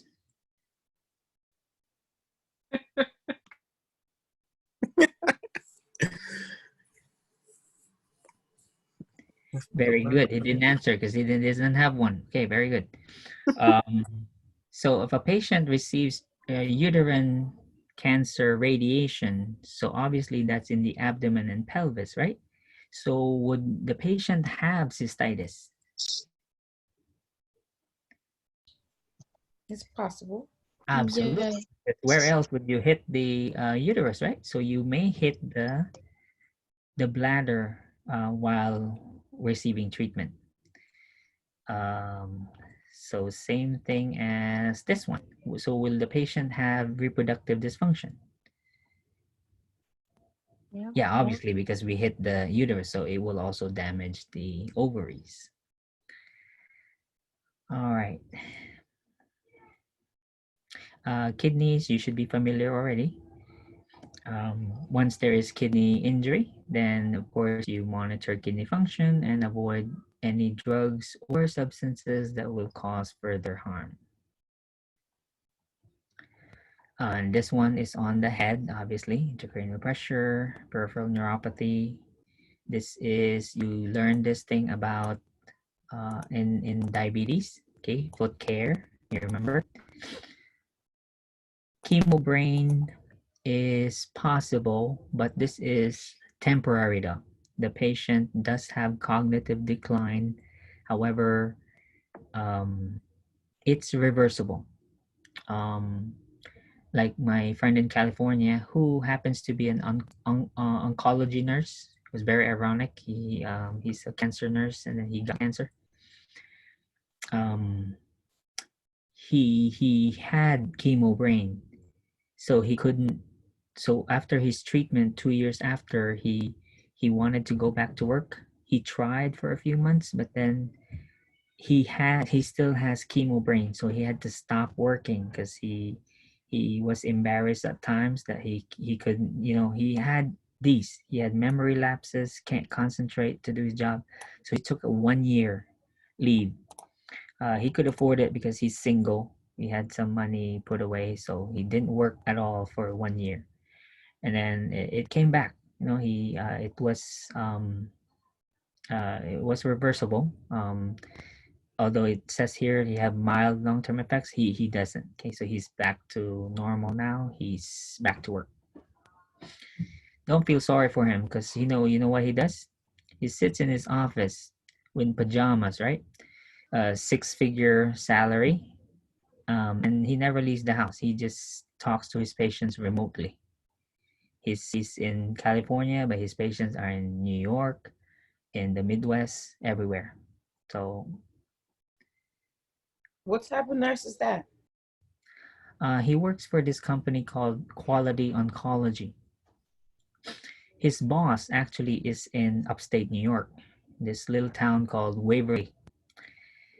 We went to visit her one time because he was trying to recruit me, because it's a good job.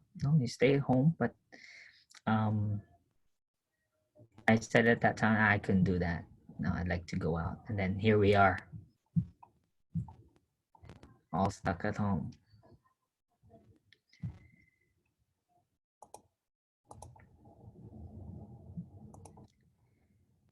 All right, so let's go to bone marrow suppression. So this is now again pancytopenia. We have anemia, neutropenia, and thrombocytopenia. The discussions were already mentioned up in the table.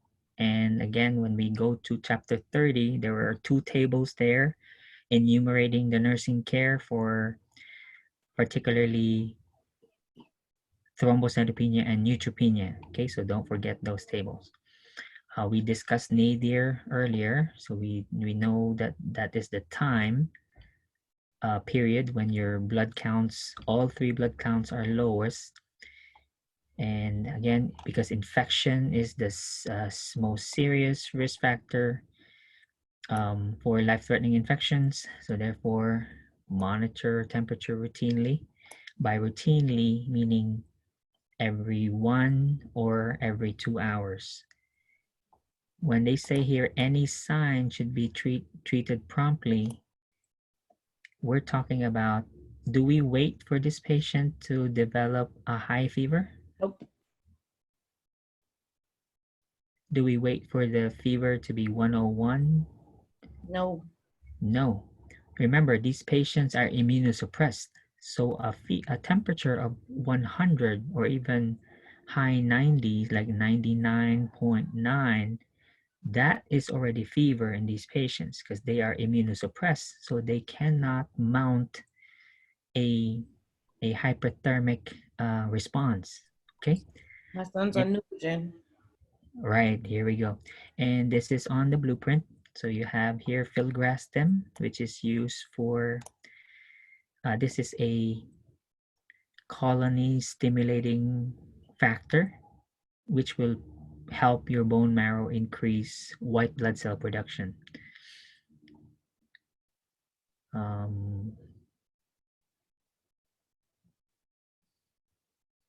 Here's thrombocytopenia, and the drug used for this is oprelvicin. So on your blueprint, that's the drug oprelvicin. I can't find it here. It should be though. Let me see. 253. It's on the table. Oh, maybe it's not. Yes, it is. Okay. Oprelvicin is here. What table is this? 1515. So they list the colony stimulating factors here. We have filgrastim. So this is for the white blood cell stimulation. Here's erythropoietin or epoietin alpha or Procrit.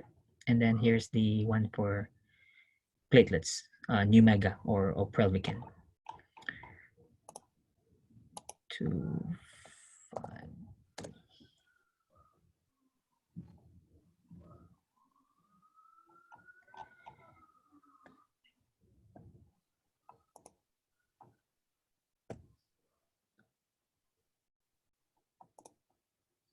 Okay.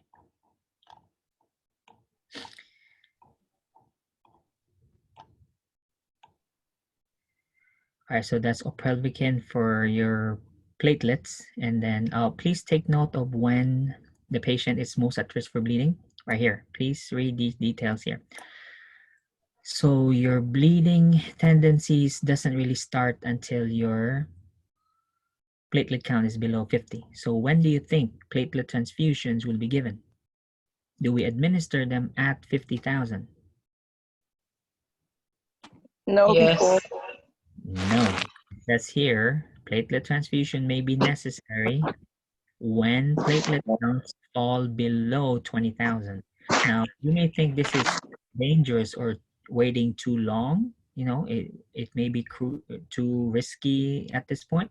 Not really, because the platelets will be useless if you give it higher than 20,000, because for one thing, platelets, how long do platelets last? Up there on the table, we looked at it earlier, the lifespan of, you know, remember that table showing you 120 days for red blood cells? 2 to 3 no, that weeks. was 2 to 3 paragraph. weeks. Yeah, these last only so long. They don't last very long. So by the time you administer them, if they're still over 20,000, they're gone. They don't last very long. So you just wasted it. So we typically save it for really serious thrombocytopenia levels. So if it's below 20,000, then you'll get a transfusion, a platelet transfusion order. However, if the patient is actively bleeding, of course, we don't wait until 20,000. Patient's bleeding, okay? So that's an exception. Anemia, here's Procrit.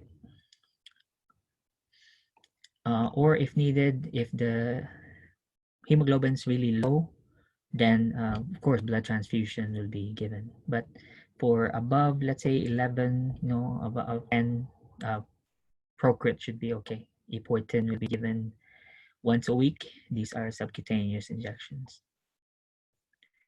For fatigue, so this is although it's not labeled anemia, so this is pretty much a symptom of anemia here. Anemia is one cause of fatigue. So whatever interventions you have here also applies to anemia. Okay, so for instance here, resting before activity, we mentioned that earlier. Okay, so although we encourage exercise, however, it has to be within the patient's toleration. And don't forget resting in between those activities. GI, so this is now your nausea vomiting. So I mentioned the medications earlier. So since we have anticipatory, acute, and delayed nausea, look at the number of drugs we're using. So serotonin antagonists like the cetrons, ondansetron, dolasetron, granisetron, they're all end in cetron anyway. These are called serotonin antagonists, serotonin receptor antagonists. Now their purpose, though, keep in mind, serotonin antagonists only prevent nausea. Okay, again, they only prevent nausea. If the patient is already nauseous, are they useful? No. Absolutely not. They're useless. They're not going, because their job is, their action is to prevent nausea. So if the patient already has nausea, yeah, you'll prevent the next one, but the current nausea will not go away. So you're better off with another drug. What are the other drugs? Another thing useful is you can try Reglan. Metoclopramide works by increasing peristalsis. So the more your bowel smooth, then there will be no abdominal distension, no discomfort, then no nausea. One thing, though, of course, it will increase peristalsis. So what would be a side effect? Your bowels move too fast. Diarrhea. Diarrhea. Yeah, unfortunately. At least the nausea is gone. Aprepitant is not seen any other place except in chemo patients. I've never seen it ordered for another patient for another disorder. Okay, aprepitant usually is given with steroid, and one of these, they make a cocktail. They give all three: dexamethasone, aprepitant, and a cetron. They're very effective in like acute nausea is gone, and it also is effective for delayed nausea. This right here, that cocktail, you give all three, works like magic. Steroid, acetron, and aprepitant together, this delayed nausea here is no match for that cocktail. So the importance again of controlling nausea vomiting is so the patient can eat, because once they stop eating, then of course they go weak. Then it exacerbates your anemia, your thrombocytopenia, and then they get infections now. Here, diarrhea. So just follow the table and the recommendations here. Let's say avoiding milk products. Okay. Mucositis. We already had the mouthwashes earlier, so they just repeated it here. So we already know about the dry mouth. Oh, one thing though. Once these patients have chemo, or let's say radiation to the head and neck, remember your teeth are in your head, so you may need more frequent visits than usual. Okay, because you'll be at risk for tooth decay more than a regular person, because your teeth, your jaw was also exposed to radiation.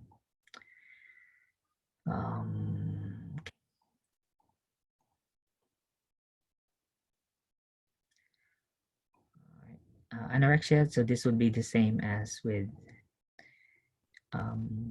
nausea vomiting. So the key there is to really, when the patient does eat, make sure that food is high in protein and stuff. So because again, we don't know when the next good meal will be, because you can have the best meals, but then if you have no appetite or if you're nauseous, then that's pretty bad. All right, when we do the by the way, in chapter 30, when we do the neutropenia precautions, please read the part where it says under hygiene, because remember, this patient has anemia, right? Anemia, thrombocytopenia, and neutropenia. Will you be up to taking a bath or a shower when you have anemia? Nope. No, but yet can you forego that though? That you won't wash your coochie or your rectum because you're too tired to do so? No, I'll take a bath next week. Can you do that? Can these patients afford to do that? No, because these areas, right? So your perineum, your axillary area, these are the breeding grounds for bacteria, correct? So these places, right? So if the patient doesn't have any energy to go and take a full body shower, what will be your priority areas to clean? Those areas. The perineal area. Yeah, deep breeding grounds here. So make sure you at least clean the underarms, clean the perineum, okay, front and back of the perineum, and that should be good. All right, so those areas specifically. So here are samples of radiation damage. Okay, look at how raw that is. Okay, that just makes me squeal watching it. The last patient I saw having this was 2004. Hers though was the entire chest. It wasn't just this, one area. So you can see here the scar here. So you can tell this patient had surgery already, probably breast, because this would be the breast here. So she probably had a lump removed or something, or a partial mastectomy maybe. So the patient I had, her skin that looked like this was her entire front torso. So from her neck down to her belly button, looked like this. And she was a radiation patient. Of course, 2004, the radiation therapy at that time was still being improved, not as good as it is today. So that's probably not happening anymore nowadays. So we saw these already in the chart. So you can forego these because the chart tells you here what to do.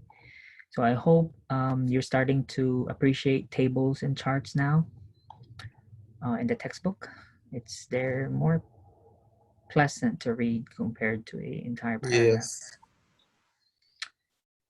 All right, so it tells you here, please protect the hairless scalp, especially a hairless scalp, because it's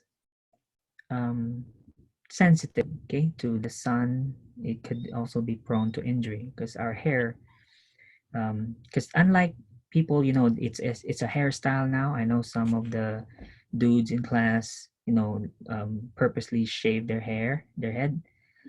I can't do that because my head is weirdly shaped. I got banged up a few times as a kid.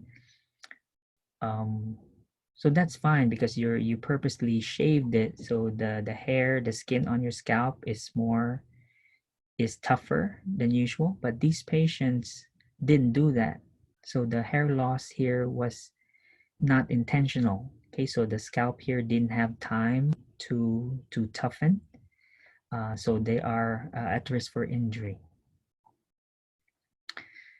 These are now part of the local effects of radiation. So if you had radiation to the chest, then this could occur. Pneumonitis is common. And then the heart also, the same torso that you're hitting. So this could also affect. But for the test, if you simply focus on number one is the ones I specifically mentioned on the exam. I mean the exam blueprint. So the pancytopenia, right? Anemia, thrombocytopenia, and neutropenia. The alopecia, the mucositis, and what was the third one?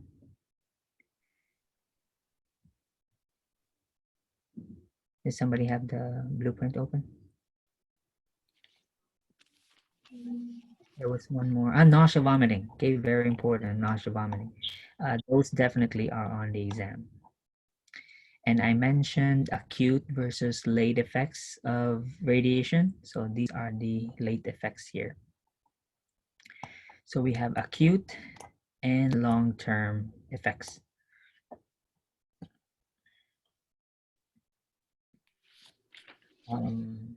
So here are your long terms. You have cardiac issues, osteoporosis, renal issues, liver issues.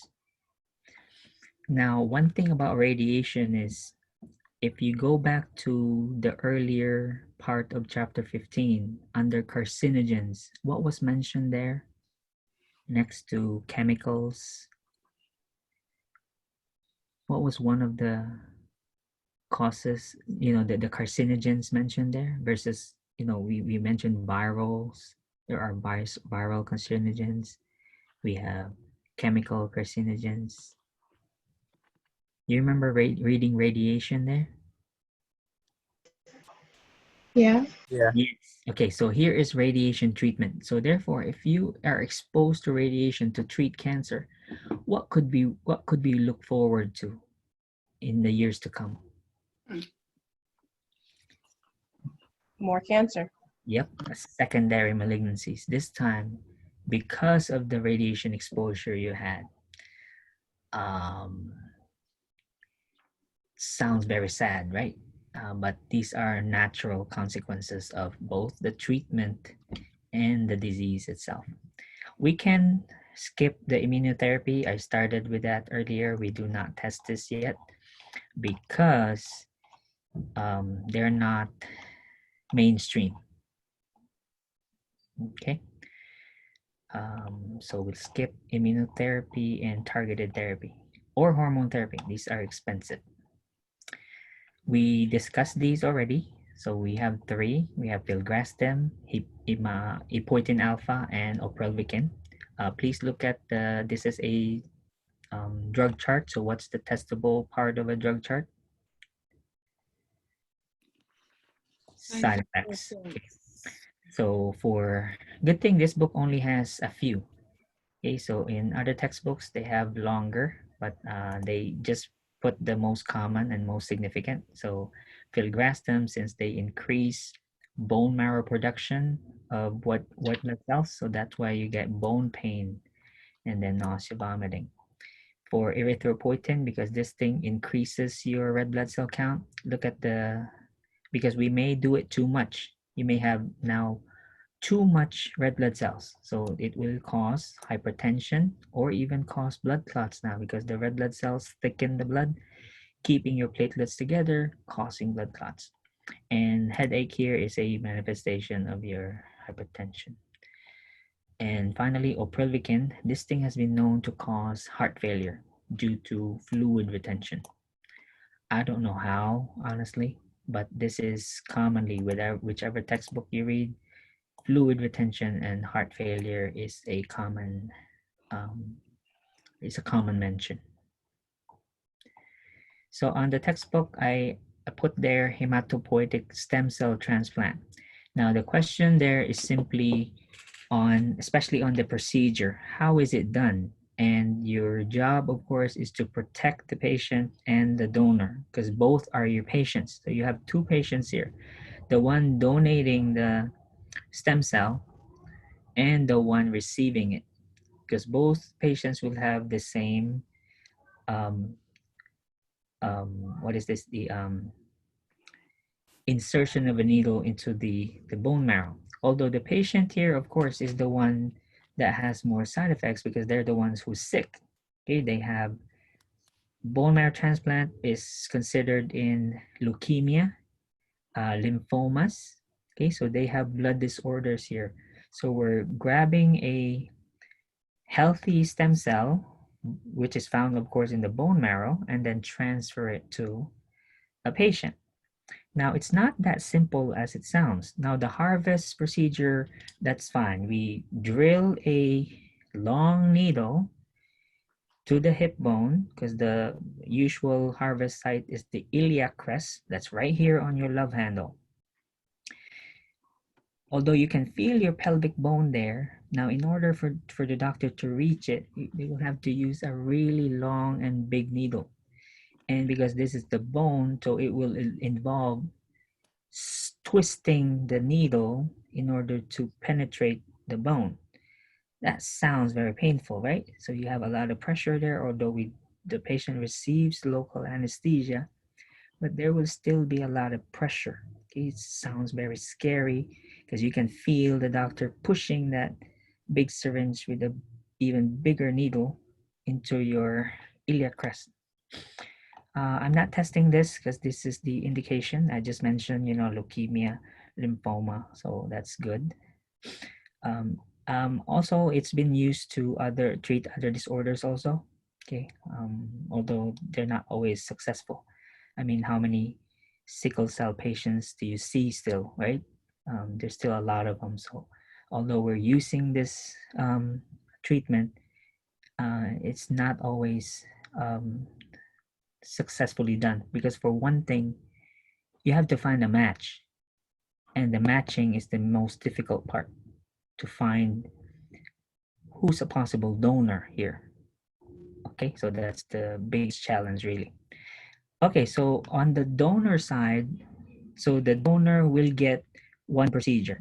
Okay, so they'll twist that needle in there and aspirate the bone marrow. Okay, On the patient side, it's a longer process for them, because think about it. So if the patient has leukemia, right? So here, so in leukemia, the problem is in the bone marrow. That's why we're trying to replace the patient's bone marrow with another person's bone marrow, because the bone marrow, the stem cells that they have in there are cancerous. They're no good. However, it's not that easy, because you can't just grab somebody's stem cell, put it in there. Because if you put a little bit of someone else's stem cells inside the patient's bone marrow, you still have leukemic stem cells in there. So with that, let's say you have a few cc's, a few milliliters of bone marrow in there, it can't proliferate, because the leukemic cells that are already in there are more aggressive than the donor stem cells, because the donor stem cells are normal. They can't what is this? They can't multiply as fast as those that are leukemic. So the patient here, or the recipient, will have to undergo a few more procedures. So first thing is, we'll have to kill this patient's existing stem cells.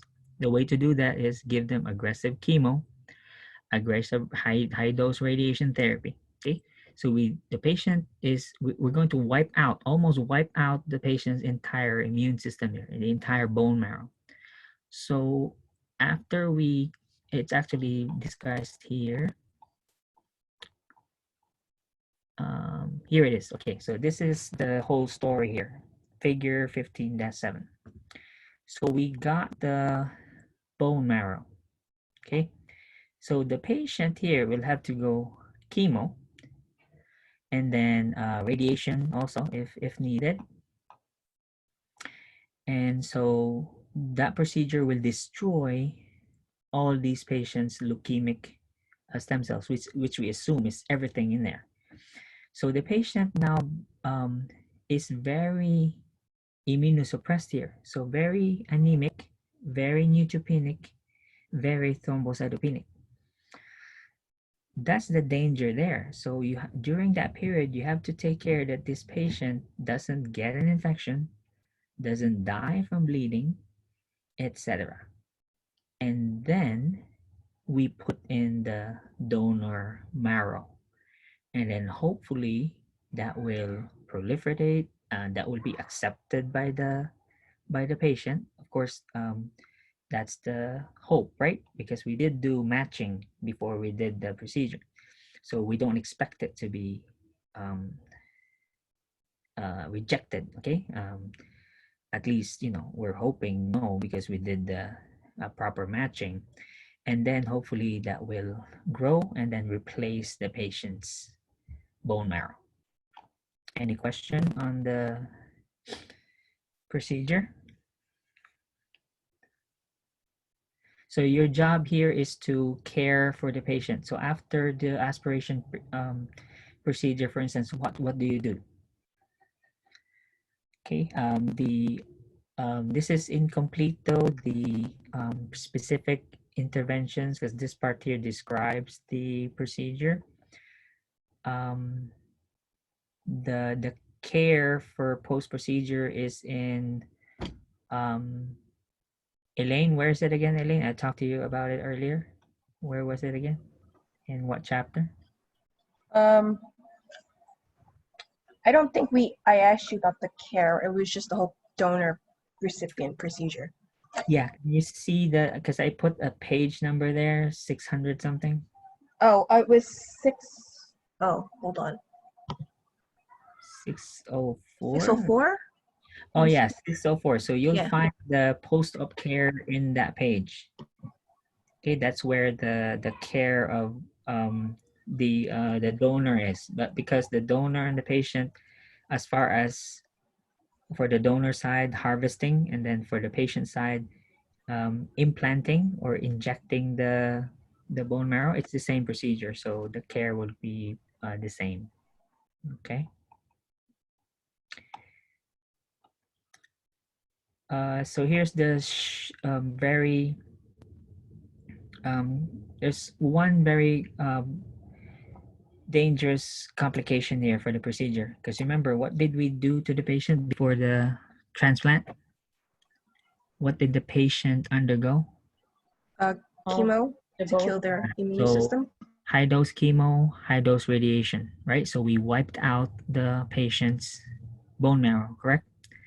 Now the problem here is if we were not successful to remove T cells from the donor marrow, meaning we just want stem cells in there, but if it happens to be there's a few stem cells left over there that we were not able to wash off, patient might experience graft-versus-host disease. Now, this is the exact opposite of transplant rejection. So in transplant rejection, whether it's hyperacute, acute, or chronic rejection, it is the recipient, it is the host that attack the graft. This time, because you wiped out the patient's bone marrow, the patient's entire immune system, basically, if there is some leftover lymphocytes in the bone marrow as we transplant it, now it'll be the other way around now. So it will mean now the graft, which contains active T cells that will kill the patient. So this is what we call graft-versus-host disease. The manifestations usually is in the skin because the skin has a very large, is the largest organ, the liver and the GI tract. So these are the symptoms. But again, this is not, I don't think I put this on the blueprint. Did I? No. No. Well, okay. you just put complications, but you didn't put this specifically. Oh, okay. So just the description, okay? So I guess I won't go into detail about graft-versus-host disease, but it's here. So complications besides bleeding is this thing. So this is one of the more serious complication. Of course, bleeding's serious, but this one can kill the patient. We won't do gene therapy. I don't have questions on nutrition because I trust that you guys know how to eat healthy. So I'll skip all that. Infection, we should have enough discussion on chapter 30. And I mentioned this earlier, that we don't wait for these patients to have high temperature before we consider infection. Okay, so okay, this will be the last part and then we'll be done for the night. As you notice, I always test emergencies, correct? I did that a lot on exam 3, and here are again a set of emergencies. Now, why is this significant again? Why do we have to know emergencies?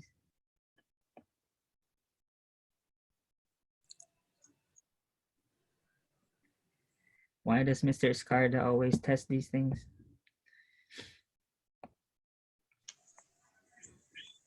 Well, because you're caring for the patient. You're the first person who sees everything. All right, so the #1 expectation of a nurse is you are able to rescue a patient. Okay, you're the first line out there. You're there 24/7.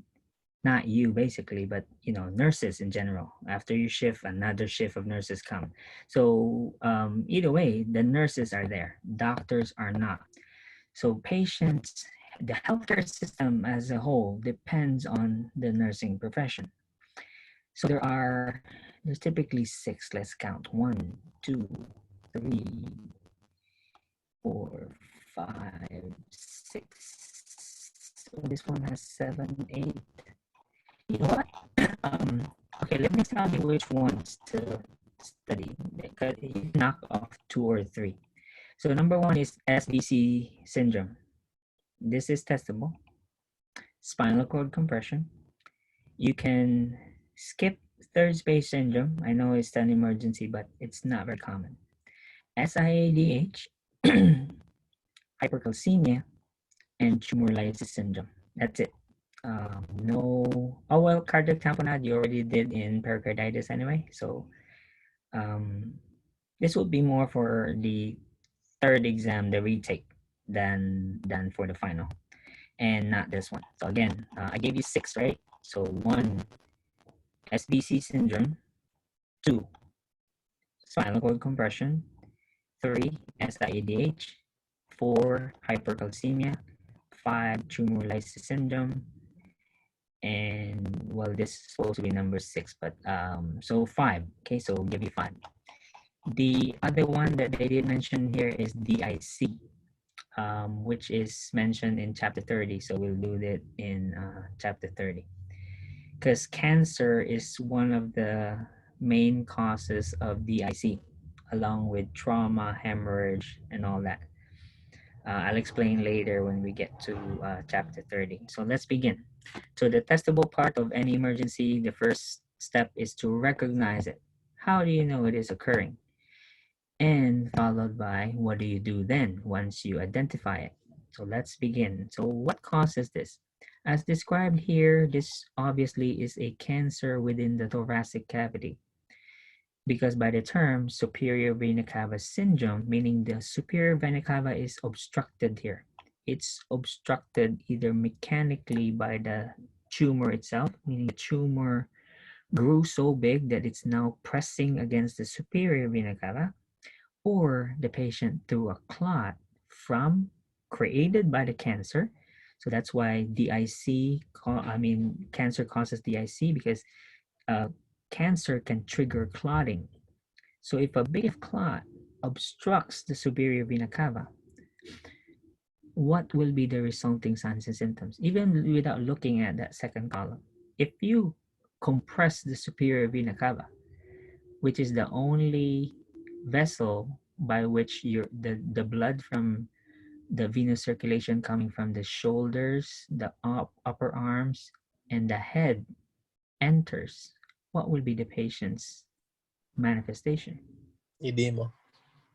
Okay, so you'll have facial and neck edema, even periorbital edema around the eyes. JVD, definitely. And you'll have headaches and seizures.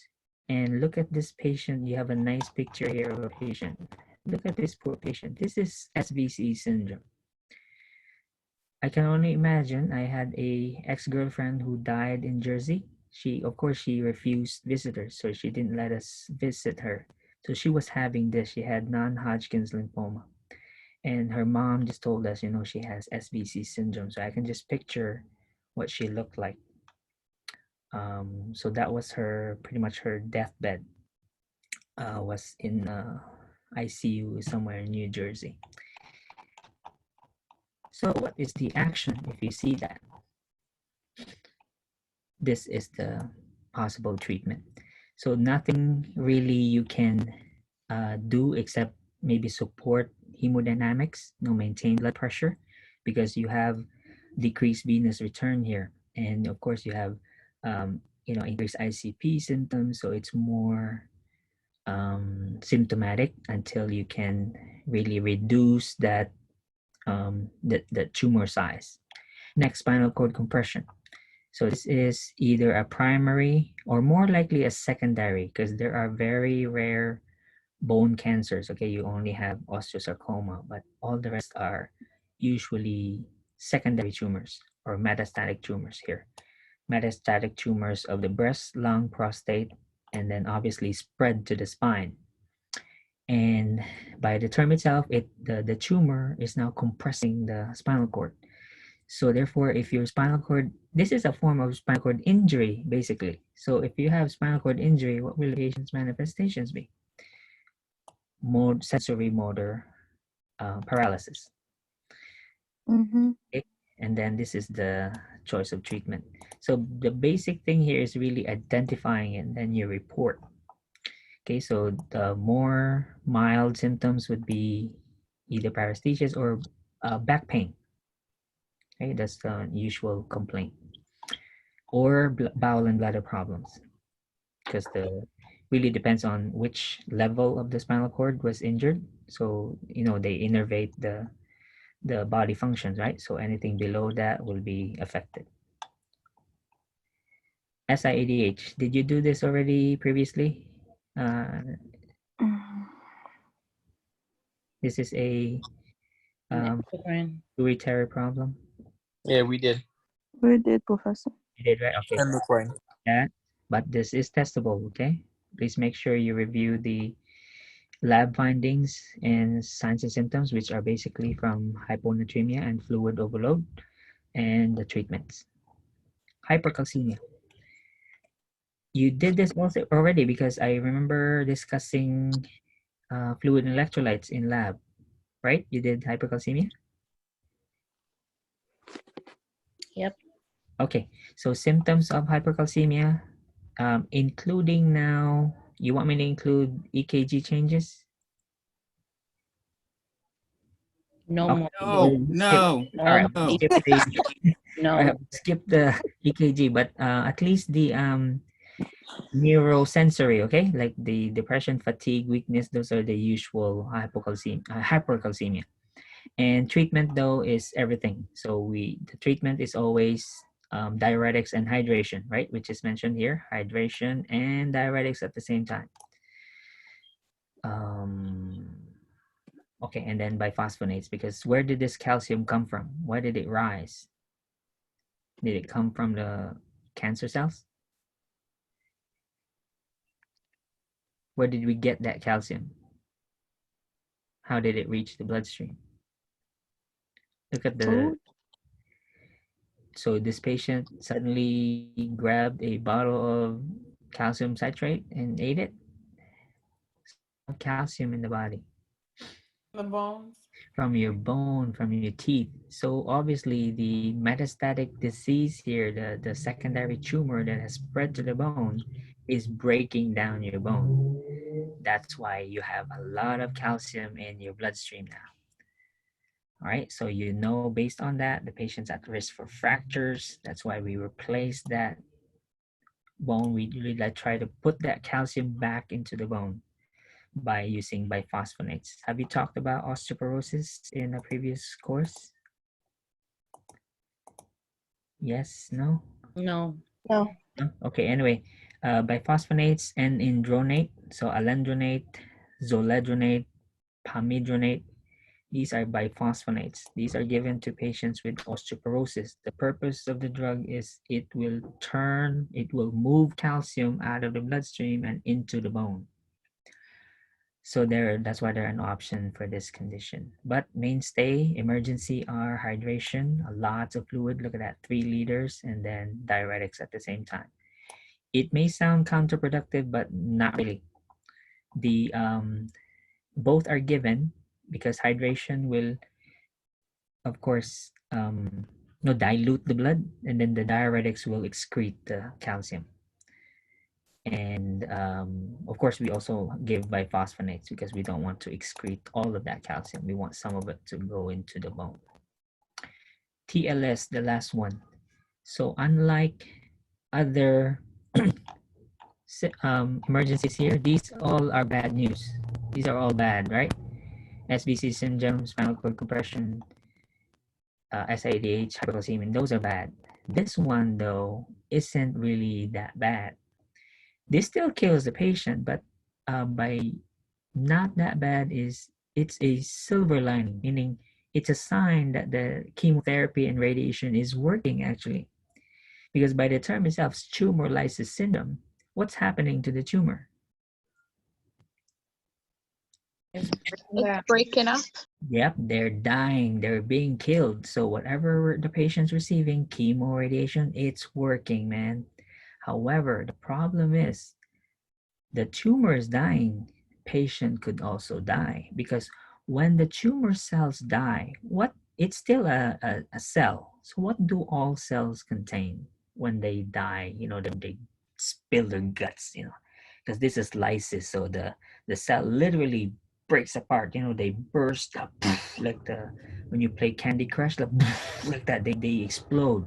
So what will an exploding cell spill into the bloodstream?